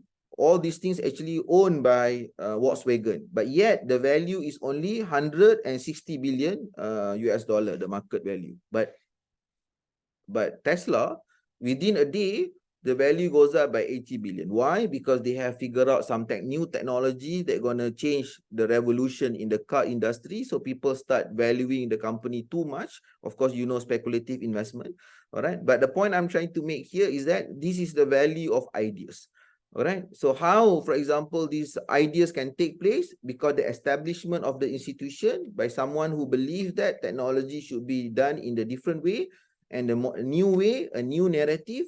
And same thing that how Elon Musk created SpaceX, for example, while how Jeff Bezos created Amazon, because all of them actually have a new idea, and they translate their new idea by establishing institution. Because without institution, individually, you know, for example, I'm an individual, I might have a great idea, but no one actually gonna take me seriously, because individual, very difficult for you to gain trust and bring followers, you know, to support your ideas. Okay, government is also an institution, so government also need actors. So that's why every government needs strong leadership, because without a strong actors, you will not be able to convince people as far your new narrative is concerned. Next one, please. I have about 15 more minutes, but trust me, I'll try to. Okay, so in order for this whole thing to work, okay, so these are basically the nutshell, the ecosystem that we are talking about. Okay, so social capital means trust. Okay, regulators, so means that, you know, the government must come up with a new way of regulating this new economy, right? So that's why, you know, a central bank is adapting climate risk and so on and so forth. And then financial institution have to embrace these things. So that's why the banks also must embrace, for example, green financing. So anyone who does harm, for example, to blue economy or to green economy will no further get, let's say, financing, or they have to pay more in order for them to actually get financing. But the most important thing is that all these ideas must be translated into a growth in the real economy, because only when you see real economy growth, you can create employment, you can see the transformation of your country, you can see the beauty of your country, for example, better roads, better electricity, less pollution, and so on and so forth. And all these things can only take place if you have science and innovation. And unfortunately, right now, none of the Muslim world universities are actually advanced when it comes to science and innovation. Some of you might say this is not important. But in America, MIT, for example, is very powerful. They have generated so many new technology, and their technology is so valuable. Apparently, there's a study that shows that all the ideas that come from MIT, if you value them, is close to 1.3 to 1.5 trillion US dollar. So if you say 1.3 to 1.5 trillion US dollar, that means it's almost equivalent to Indonesian GDP. Okay, it's almost equivalent to Indonesian GDP. Can you imagine one university, MIT, the idea is value similar to Indonesia, all right, which have almost 300 million people. I think you probably have heard this. It came from your finance minister. You have a very famous finance minister, I think Ibu Sri Mulyani, or if I'm not mistaken, I believe, yeah, Ibu Mulyani. She always said that, I've seen her one of her YouTube. She says that, in America, people are a bit lazy, but yet they are so successful because they were able to build ideas, asset, and institution that actually can generate more value as compared to country, for example, like Indonesia. People are very hardworking, but they're not able to grow faster because they are not able to synergize their effort with the growth with science and with the capital assets and so on and so forth. So the point I'm trying to make here is that for us to grow, we actually have to harmonize ourselves with our smartness, our effort, together with science, especially with AI and with internet and with all the things that are taking place today. So this is why we actually need this entire ecosystem. Next one, please. Yeah. Okay, so I can skip this one. I don't have to talk so much about this because this is an old information. But I just want to tell you that the reason I want to tell you that because a lot of effort globally, in fact, a lot of money that has been spent in terms of coming up with the principles. Okay, why principle matters? Okay, some of you might ask why principle matters. Principle matters so that we have a direction. We know what needs to be done. We can measure our success. We can take out the principle and translate into KPI. Okay. And then that KPI will become, our measurement in terms of where the money should go and so on and so forth. So when it comes to sustainability, the principle seems to be quite simpler to understand. And one of the reasons, I'm sorry to be critical, one of the reasons why people are very reluctant with Islamic finance or very difficult with Islamic finance is that because the principle of Islamic finance seems to be quite distorted because, Malaysia do it this way, Indonesia do it this way, GCC do it this way. For example, in Malaysia, we do a lot of tawarruk, Indonesia maybe not, GCC also not so much. So the principle seems to be distorted. So when you don't have harmonization in terms of principles, it's very difficult for you to scale up. If I can just give you one example, right? Why it's easy to embrace technology? Why it's easy to embrace technology? Because the principle of the technology is the same. Okay, for example, iPhone that being sold in America or iPhone that being sold in Malaysia is the same. The principle of internet is also the same. So when you have harmonization in terms of principles, for you to move forward, it's actually very straightforward, easy. So this is another thing which is required for Islamic finance, is in terms of finding common principles rather than debating on the differences, which always going to exist in the Muslim world anyway. But there is a need actually to move forward cohesive as a greater society. So this is where the institution like IDB must play a bigger role to bring the Muslim country together, and in terms of agreeing on the certain principles. Okay, next one, please. Yeah. Okay, I'm almost done. Okay, all right. So I have about 10 minutes before I finish my presentation. I'm sorry if I talk so much, but I just want to give out my points. Okay. So why this institution matters? Because the institution now has to find a cure to all the problems that we have created in the past. Okay. For example, in the past, pollution is only considered as a spillover, as a side effect of the economic growth. But today, negative externalities has become the policy itself. So sustainability is actually a policy to address pollutions, right? So the policy that used to be the side effect that nobody cares so much, but today has become the policy itself. Okay, so that's the point that I'm trying to make. And so we need to really study all the negativity of the old narrative. And I think you all know the narrative of the old narrative. I think you are young people, you see a lot of social media, and sometimes you see a lot of rich people, they're showing off their wealth. They go holiday there, they drive a new car, they show their house. I think you watch TikTok. I'm sure sometimes I also do that just for my entertainment once a while. This guy will go and say, can I see your house? And then they will say, okay, let's go and see our house. And they show their house, they show their cars, they show their like whatever, their holiday, and then those kind of things. So and you have this notion that, oh, life is so amazing, or this what life should be and everything. But the fact that you don't understand is that this is only like 1% or maybe 0.5% of the world population.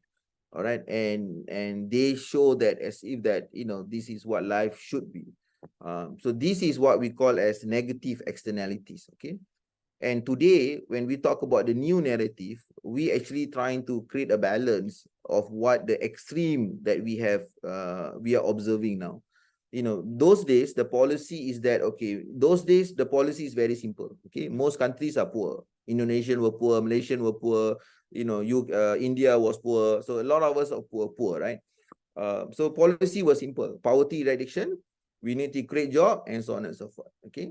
But now, in the process, you have created a so-called a society of elitism, right?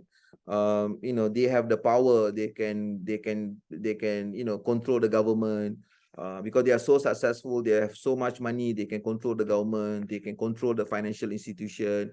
They said, okay, the government no need to provide public goods. Okay, we will provide public goods. So when commercial entity provide public goods, okay, for example, then you have to pay for everything. You have to pay for your toll, you have to pay for your water, you have to pay higher for electricity, you have to pay more for good school, you have to pay more for good hospital, and so on and so forth. All right. So what has happened is that people who can enjoy all these things have a greater lifestyle, and people who are not able to enjoy these things are basically being excluded from what we call as the growth and the development. So now what you are seeing today, brothers and sisters, is that you are looking at people who are living at the two extreme. Okay, so the middle part now has become quite hollow now.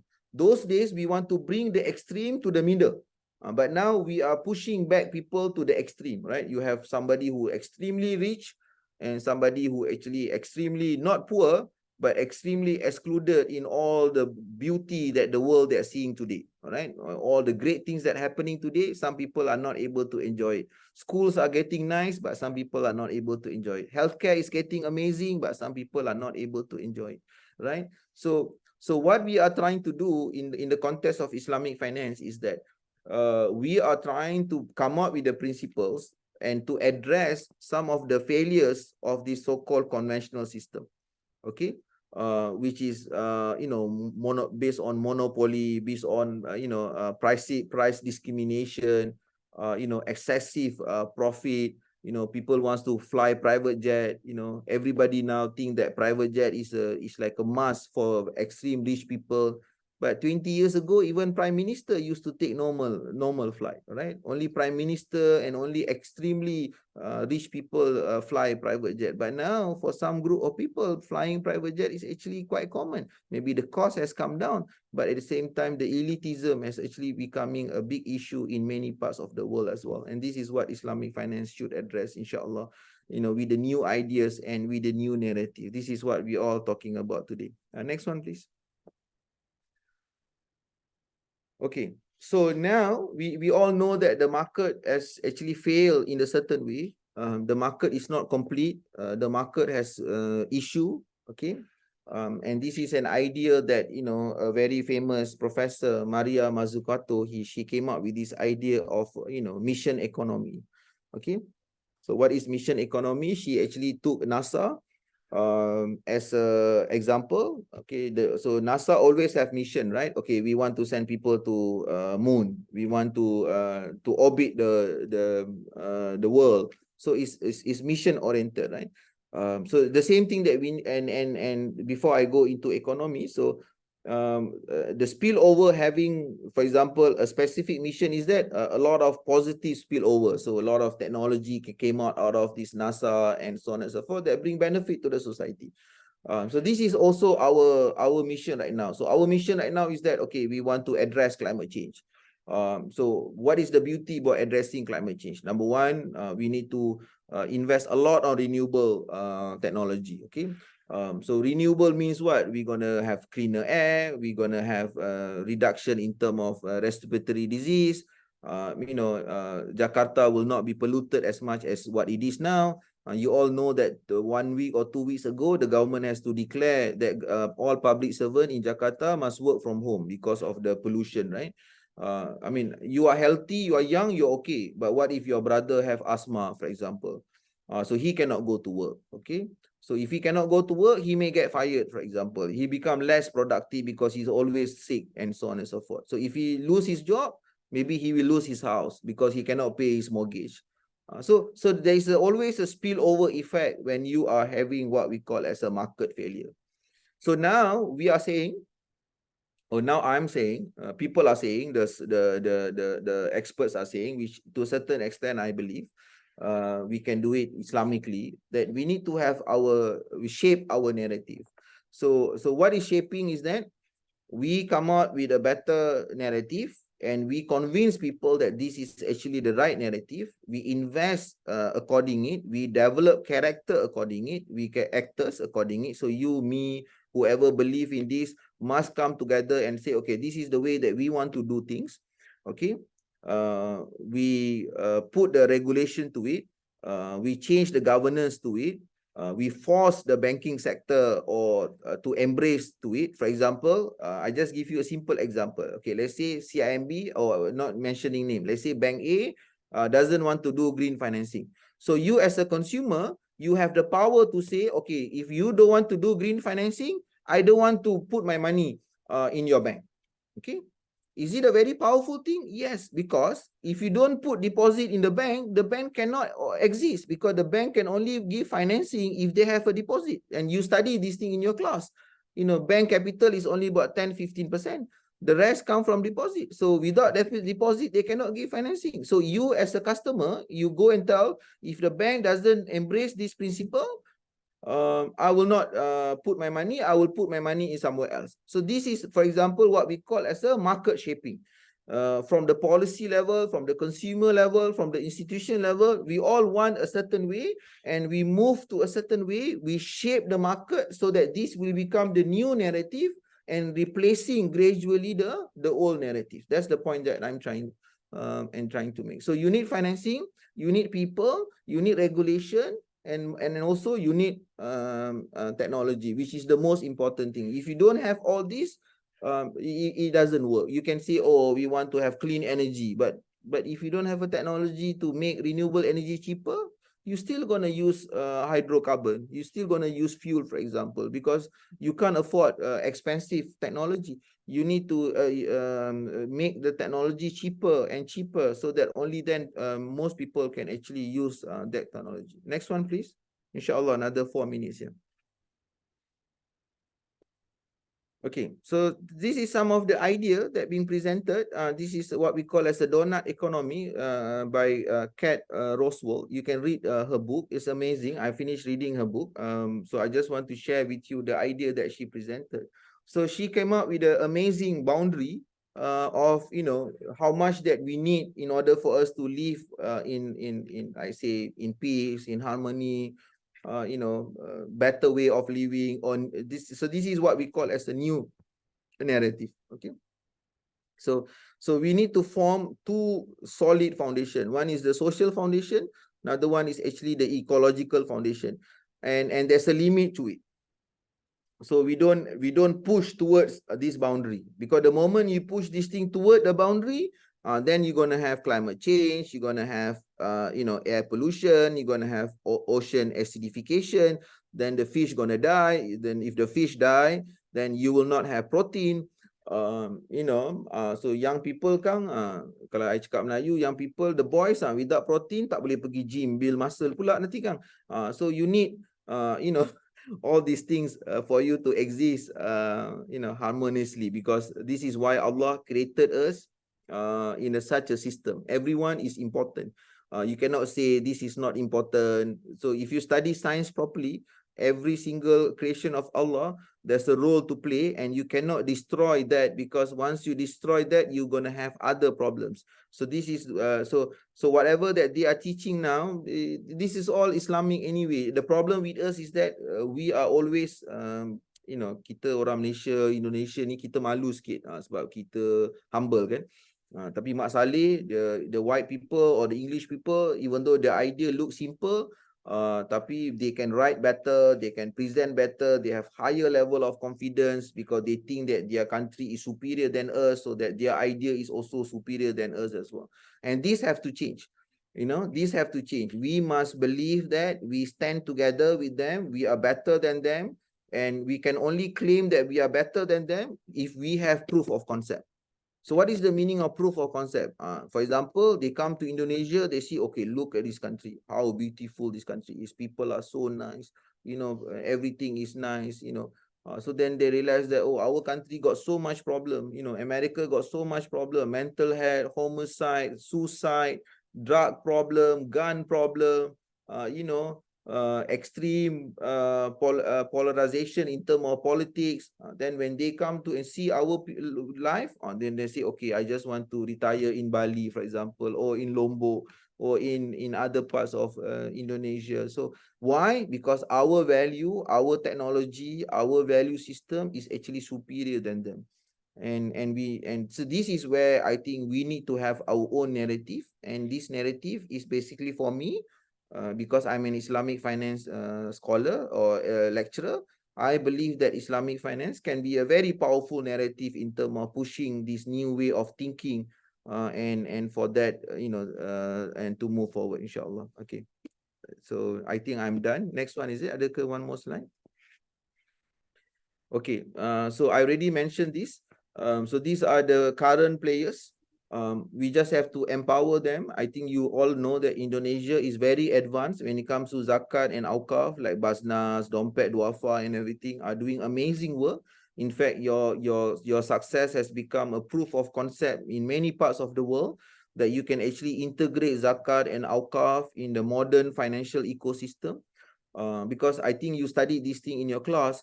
We have three main domain of the financial system. We have banking, we have capital market, and now we have social finance. So we need to strengthen banking. We need to make sure that banking is not exploitative. Banking is much more fairer, and then capital market is much more transparent, rather than becoming like a casino, a gambling, speculative.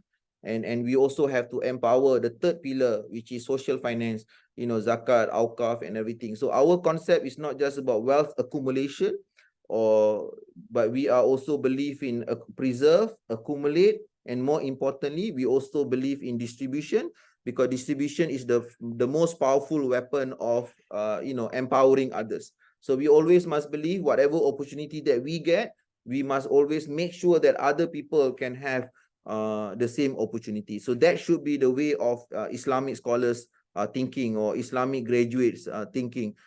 because we cannot just do, or it's me, me, me, me. This is basically liberal way of thinking.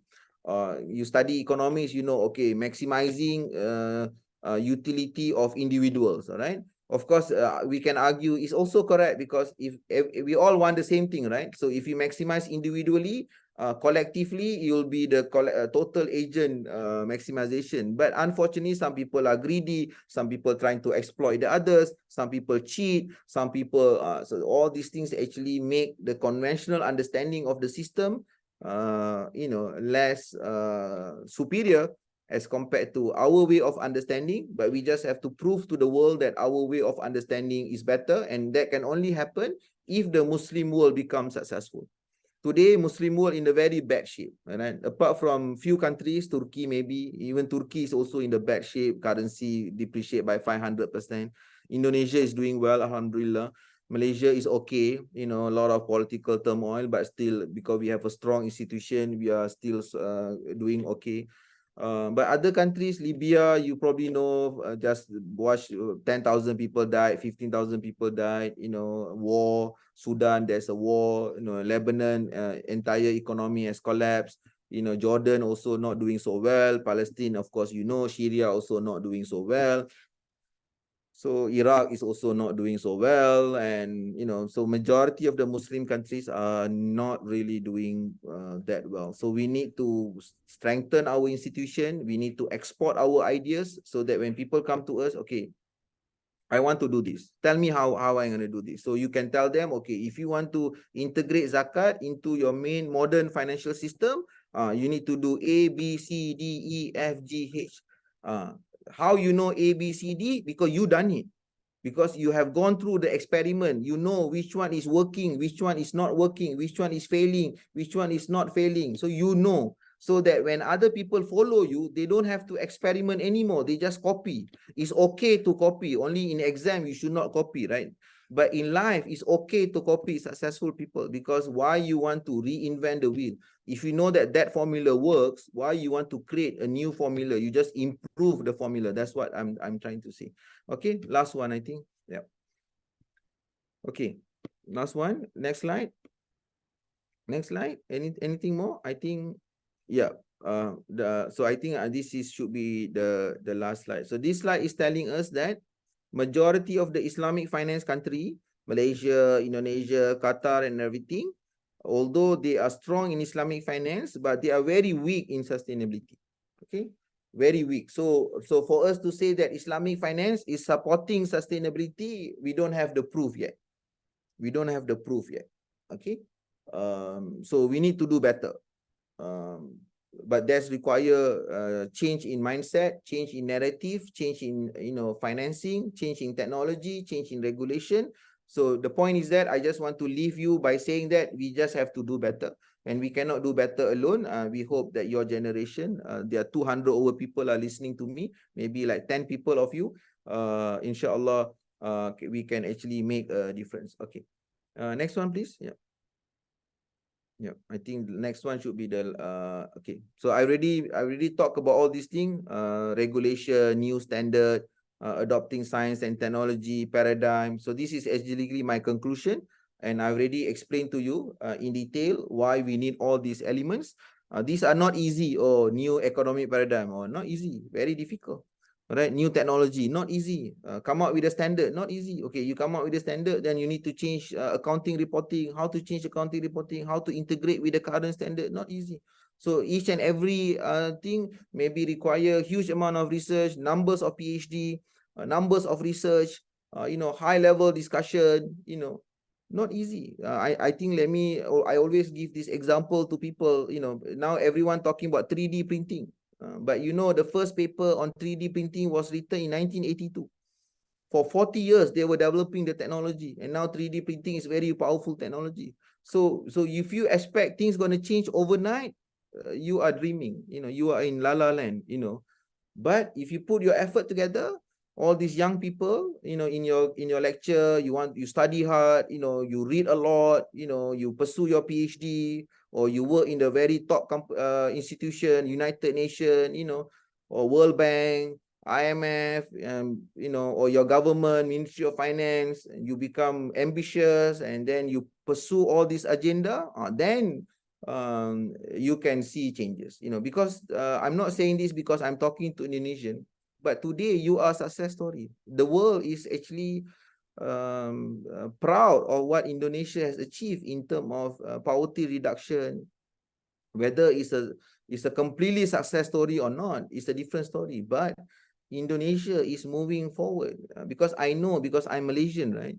In 90s, most of the Indonesian come to Malaysia to get a job, but today it's different. Majority of Indonesian are no longer coming to Malaysia because they can have job in Indonesia as well. And in GCC, for example, in Qatar, where I'm living, we have about 10,000 Indonesian. And most of them are not working in the construction sector. Most of them are working in high technology sector, oil and gas, and so on and so forth. So there are a lot of good things that happening in Indonesia. Of course, every country has problem, but you need to be a success story. You need to tell the world that, as a big Muslim country, of course, you are the biggest. We can be successful. Then you can become a role model for Pakistan. Pakistan is failing. 230 million people is failing. They cannot even pay electricity. They cannot import things. They have to borrow from IMF. How much they have to borrow from IMF? Only 3 billion.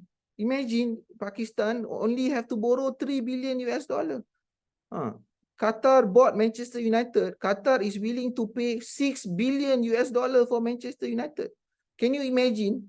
Qatar can buy a football club for 6 billion. A country like Pakistan that used to be one of the superpower of the Muslim world now have to borrow only 3 billion from IMF. Can you imagine how much they are suffering now? How the imbalance in terms of the development of the society and the country. All these things have to change because suffering is real. I'm not suffering. I'm having a good job, alhamdulillah. For many of you, maybe you are not suffering. But for many Muslims, they are really suffering. So we want this solution to become the role model so that we can implement this solution in other parts of the Muslim world as well. That's exactly my point. Okay, last one.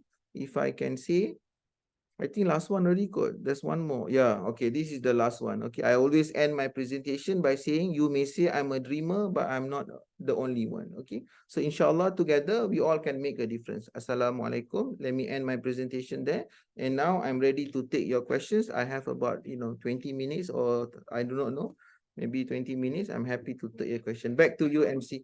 Okay. All right, then. Thank you very much, sir. What you have delivered about the role of institutions supporting Islamic financing on a green or blue economy is very interesting. We are very fortunate to have listened to your presentation today. May Allah bless you. But we have to move to our next session, that is question and answer session. So we've got a question here on the chat box from Miss Rida Rosida. Thank you for sharing, Professor, how to convince our non-Muslim brothers and sisters that Islamic economics and finance by theory and practice is inclusive and beneficial for them as well. Is there any arguments or narrative that we could provide showing that Islamic economics and finance are essential and compatible for solving the economics and social problems? That's the question from Ms. Rida Rosida, sir. All right. Okay. So thank you, Rida. Obviously I cannot see who you are. I can only see the MC. But thanks for the questions. It's a very good questions. To answer your question, I just give you a simple example. In 1970s, Korea was very poor. I always use this example for whatever reason, but I just want to keep using the example because it's a very powerful example. I think you all know South Korea, right? I mean, if you like K-pop, BTS and everything, and even nowadays, a lot of young people pun rambut pun macam Korean drama, kan? So a lot of people know Korea, kan? Tapi for your information, South Korea was very poor. Okay, was very poor. In fact, they're one of the poorest in Asia. Okay, so in 1970s, they came to Malaysia. They went to see our Prime Minister. And then they at that time they saw one verse in his office. So the verse says that, in Malay lah, easy for me to say lah, you all kan faham cakap Melayu kan. Allah tak akan mengubah nasib seseorang manusia selain dia bangsa, selain daripada dia orang mengubah nasib bangsa tu lah. So then they asked the meaning of that word, and then our Prime Minister at that time, Tun Abdul Razak, explained to the Korean delegates. Okay, so this is the principles. Okay, and why they came up with that? Why the Korean came to Malaysia at that time? Because at that time in the 70s, Malaysia was also considered as a good economic model, especially in the early 70s when Tun Abdul Razak took over the economy. Okay, or the country. So to answer your question, what I'm trying to say here is that if you want to convince the non-Muslim, you have to have a proof that what you are doing is actually working and better than them. Nobody will actually come and learn from you if your solution is inferior to whatever they have. Okay, all right. So the reason why we all send our people, smart people, to UK, to Germany, to America, and so on and so forth, the only reason why we are doing that, because we believe that the knowledge that they have created is superior than our knowledge. Okay. Obviously, right now, we cannot compete in terms of technology. You can't compete in terms of technology. They have invested hundreds of billions in terms of research and development, and they are superior than us. But eventually we will catch up anyway, because the Muslims are smart too. Eventually we will catch up. All right. But now, what we can show our superiority is that based on our value, our economic values, we are different, the Islamic finance, fairer, zakat. Because I remember when I went to Pakistan to do research, I spoke to this non-Muslim guy, and then I said about this zakat, awqaf, what are the things that Malaysia, Indonesia is doing. They said this is an amazing concept. We don't have this kind of compulsory, mandatory distribution mechanism that can be integrated, for example, in the financial system. So the point I'm trying to make is that you already have that proof of concept, but now what you need to do is that you need to scale up that proof of concept. So you need to bring it further, and because if you are small, nobody gonna take notice of you. But if you are big, inshallah, people will take notice of you. For example, you can transform your entire city using the concept of zakat and awqaf and redistribution, for example. Then people will start, oh, maybe we should start studying about this city. In Brazil, for example, there are two cities that people always want to study. And one is Curitiba, another one is Porto Alegre. They're always famous. Why? Because they have a unique system in terms of managing the city. And that has become a success story. And people go there to study what exactly they're doing, and so on and so forth. So to answer your question in the short manner, you need a better proof of concept to convince a non-Muslim, because their current solution is much more powerful and much more better than our solution. But things have to change anyway. Okay, let me just stop there. Next one, please, inshallah. Thank you very much, sir. What about you, Miss? Did the explanation answer your question? All right, then I think that is a yes. So we come to the next question from Miss Fibrianis Puspita. The question is, thank you for the opportunity, sir. There are so many cases related to the investments that only focus on economic gain and neglect the social and environment impacts to the local community and left them in a very bad situations. How do we can create a more powerful institutions, especially for vulnerable community in any level, to support responsible investment for them? That's the question. Okay. Again, it's a very good question. You see, I always believe that institutions is a reflections of people. Okay, so great minds and great people actually create great institutions. All right. So today in the Muslim world, we need characters. All right. We need names. We need icon. We need role models. All right. But unfortunately, we are not able to achieve that because our institutions are not as good as what we are seeing today at the global level. So some of you might say about investment, actually sustainable investment is very successful. Okay, Islamic finance, for your information, only about $4 trillion US. but sustainable finance is about 60 over $1 trillion. All right, if I'm not mistaken, the last number is close to 60, if I'm not mistaken, 56 or 60. There are a lot of numbers that going around. But as you can see, sustainable investment is like how many? 20 times bigger or 15 times bigger? Sorry, 15 times bigger than Islamic finance. Okay. Why? Because they have actors, they have leadership, they have governance framework, they have a robust ecosystem, so the people that make us the difference. All right. So this is why my colleague before at INSEF, he always say, one of the easiest thing that we should do is that, or what we should try, not easiest thing, sorry, what we should really do is that we must be able to create at least one university which is top ranked in the world that can actually compete with Cambridge and Harvard and Oxford, because only at the great institution like these universities we can actually shape some of the greatest mind and greatest leadership and so on and so forth. Right? Many people do not know this, right? And this is my personal experience. When I was a student at Nottingham, when I did my PhD, like 2008 last time, I used to do one research, and I was to study about, all the innovative company in UK. So they were talking about renewable energy at that time, at a very early stage, right? There was almost 1,500 companies close to Cambridge University.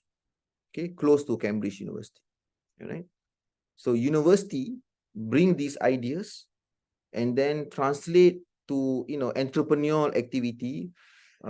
People believe that this is going to be the new form of, thinking, and then the companies start investing, and then the technology came out of investment, and then we can see how it changed the world. Okay, so I just want to give you a perspective, right? So the point I'm trying to make here is that, unfortunately, we don't have so far, this is one of the reasons I keep staying in the university, although sometimes I feel like I want to do something else, because people are not taking university, especially in the Muslim world, seriously. Okay, people are not taking university seriously, but then they want technology. But technology come from where? Technology come from Caltech, technology come from MIT, technology come from UCLA. If you, for example, you watch Oppenheimer, I'm sure some of you have watched this movie Oppenheimer, okay? So where does Robert Oppenheimer work? He work at UCLA, kan? So they focus on research, theory, idea,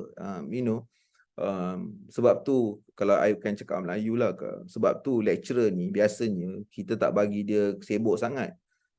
Bukan kita tak nak bagi dia sibuk sangat, sebab kita tak nak bagi dia sibuk sangat supaya dia boleh fikir apa new idea. Tapi kebanyakan lecturer ni pun, especially lah kat Muslim world ni, kita bagi dia masa banyak sikit, dia pun balik rumah cepat, kan?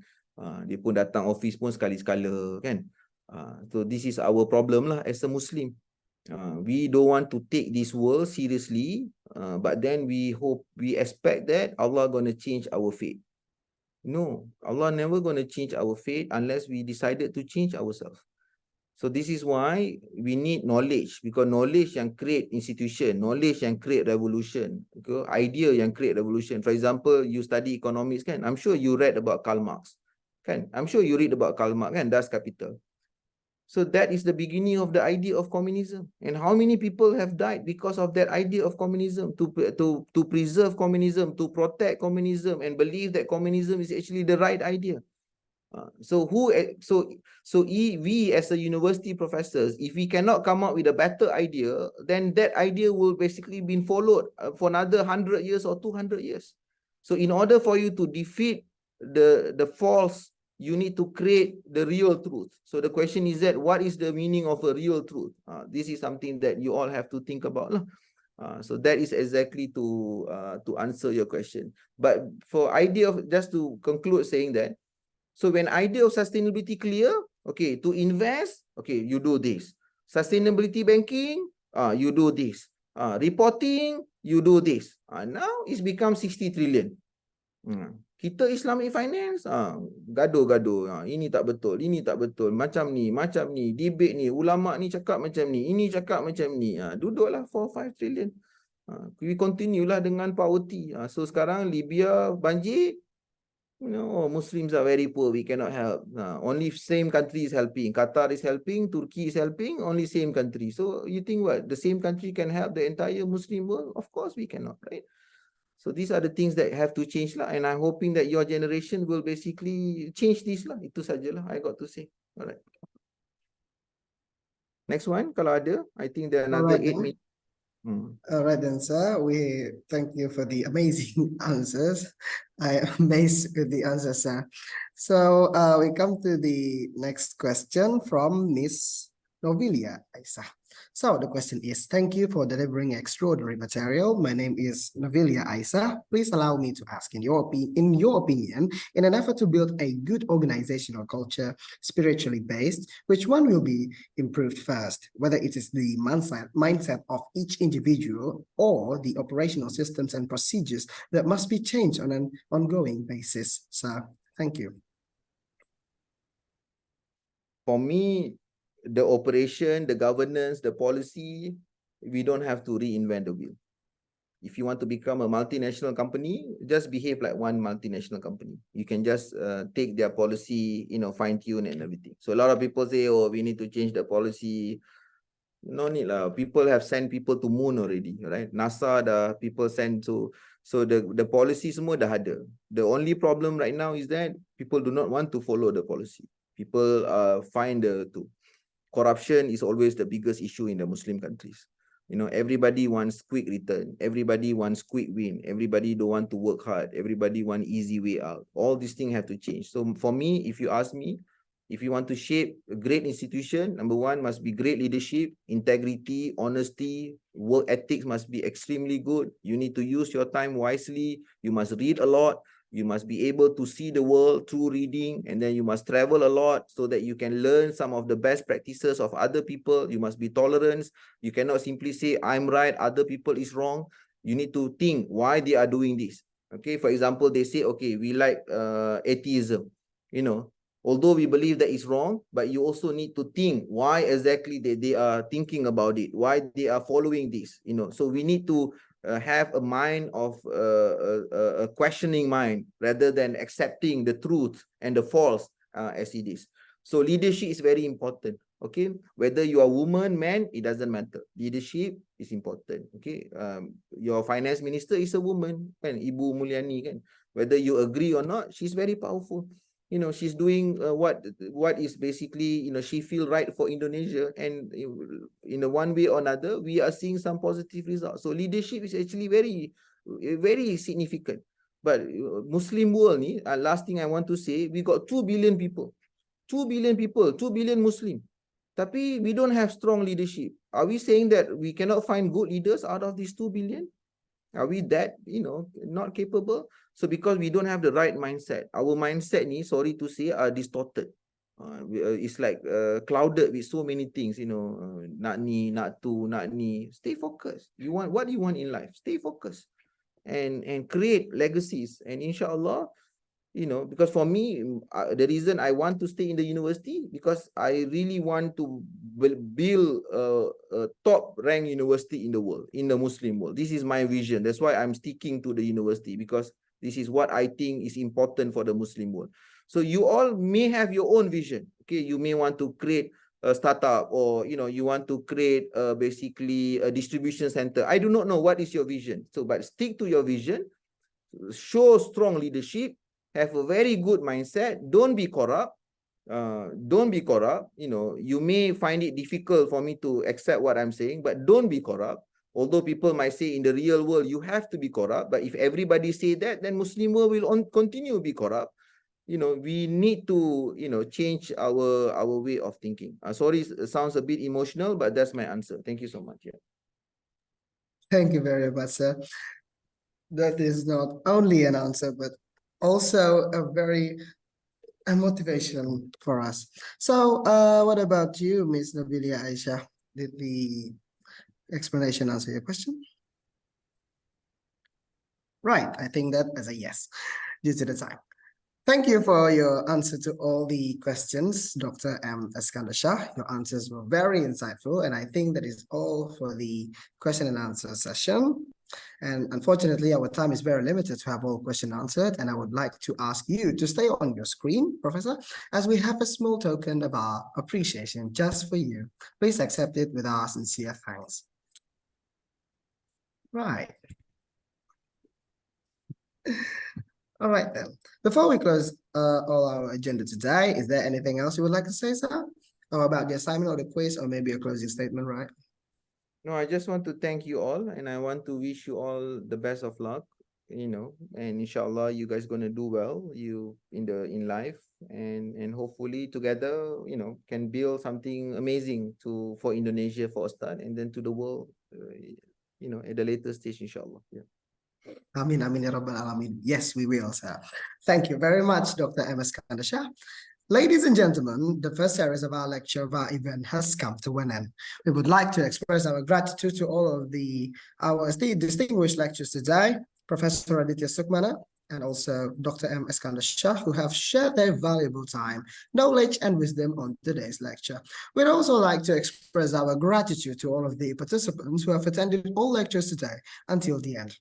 May Allah bless all of our activities today. Also, we would like to ask your forgiveness as you may have felt many inconveniences throughout all sessions.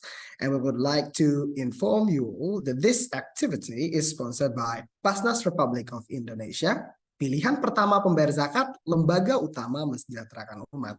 The next one is PT Prudential Sharia Life Insurance, your best choice of Sharia insurance worldwide.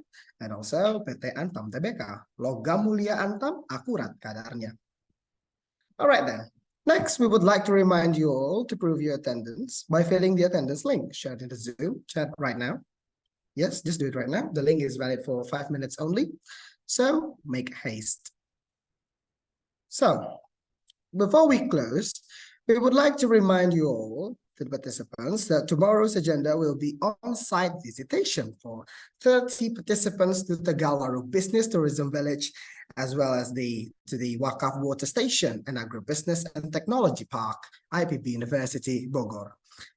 Meanwhile, for all the participants who cannot take part in the field trip directly tomorrow, there will be a replacement task to fulfill the required learning hours. The replacement task is to find about Tegalwaru Business Tourism Village and Agribusiness and Technology Park, IPB University, either through live reports of the field trip tomorrow or through articles as well as videos. Participants will be required to explain the strategy for utilizing Islamic social finance in the two institutions and explain what if the same strategy were implemented in each participant's country, as well as suggestion for developing a better scheme of Islamic social finance utilization. Detailed provisions regarding this replacement assignment will be shared directly by each representative liaison officer. And after that, at 6:30 West Indonesia time, we will have a cultural exchange, which will be represented by representative of 10 countries registered for our event, including Malaysia, Bangladesh, Qatar, Sri Lanka, Tanzania, Bangladesh, Malaysia, Nigeria, Philippines, Singapore, Sri Lanka, and Uganda. It will be so much fun, right? So don't visit. All right then. And also we would like to remind all of the participants about the assignments, pre-test and also post-test. Please kindly check your account at the website ocwipb.ac.id using your username as password. So after this, we would like to have a photo session together, right? So I would like you all to open the camera, please. Right then. We're gonna take a photo together. Right, due to the time, I'm not gonna wait for too long. Yes, thank you. To open your camera. Right, operator. All right then, hello there. Some of you I recognize. So, I'm gonna count from 1 to 3, then the operator over there will take the photo, right? Okay. Slide 1, please. From the count on. Wait a second. 1, 2, 3. Right. Next slide. 1, 2, 3. Next slide. 1, 2, 3. Is that enough? Right? Oh yeah, just one more. 1, 2, 3. Right. We are ready. Thank you to all the participants to open your camera, and thank you for attending this lectures session. We would like also to remind to all the participants about the assignment again and again. We have a pre-test and also post-test, and please kindly check your account at the website ocw.ipb.ac.id using your username and also your password. Wallahu alam bisawab. All right then, let's close our agenda by saying hamdalah and dua kifaratul majlis. Alhamdulillahirabbil alamin. All right then. Wassalamualaikum warahmatullahi wabarakatuh, and see you in the next lectures. Bye-bye.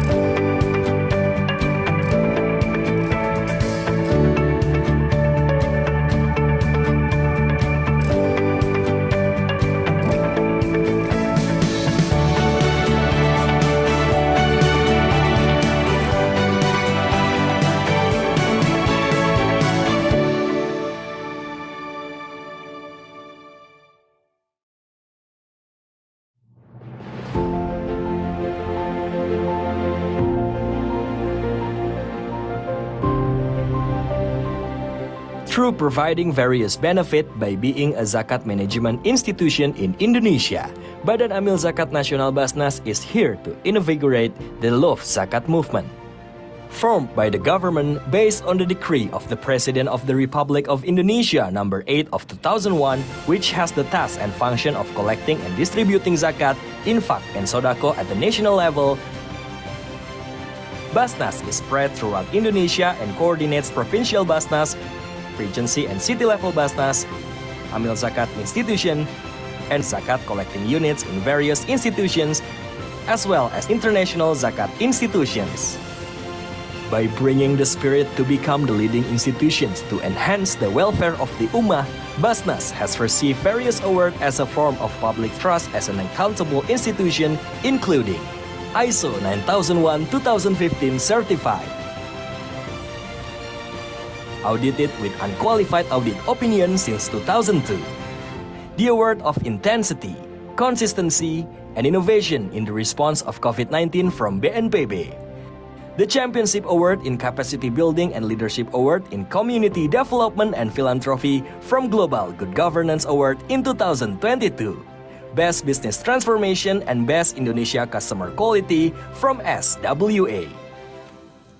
By maintaining the spirit of zakat management based on Islamic law, trustworthiness, expediency, justice, legal certainty, integration, and accountability, Badan Amil Zakat Nasional distributes and utilizes according to the Sharia to 8 asnaf, and it's summarized into 5 main sectors. Humanity,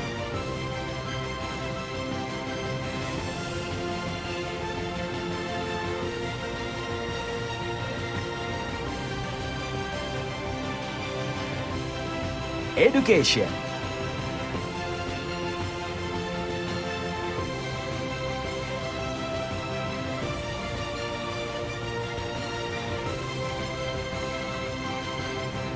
health,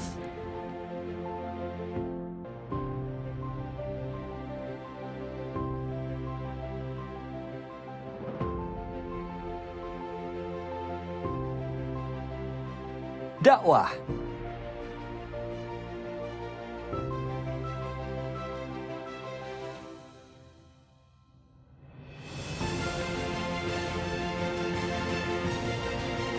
and economy.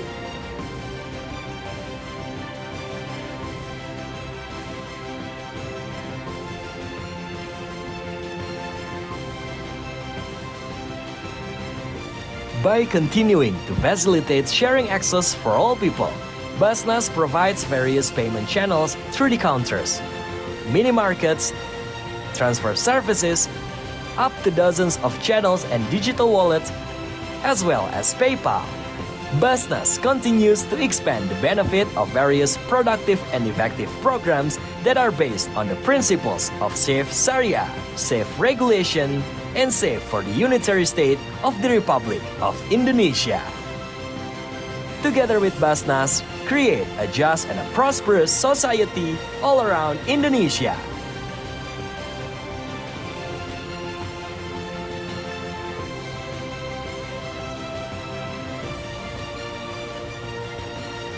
Basnas, the leading institution to enhance the welfare of the Ummah.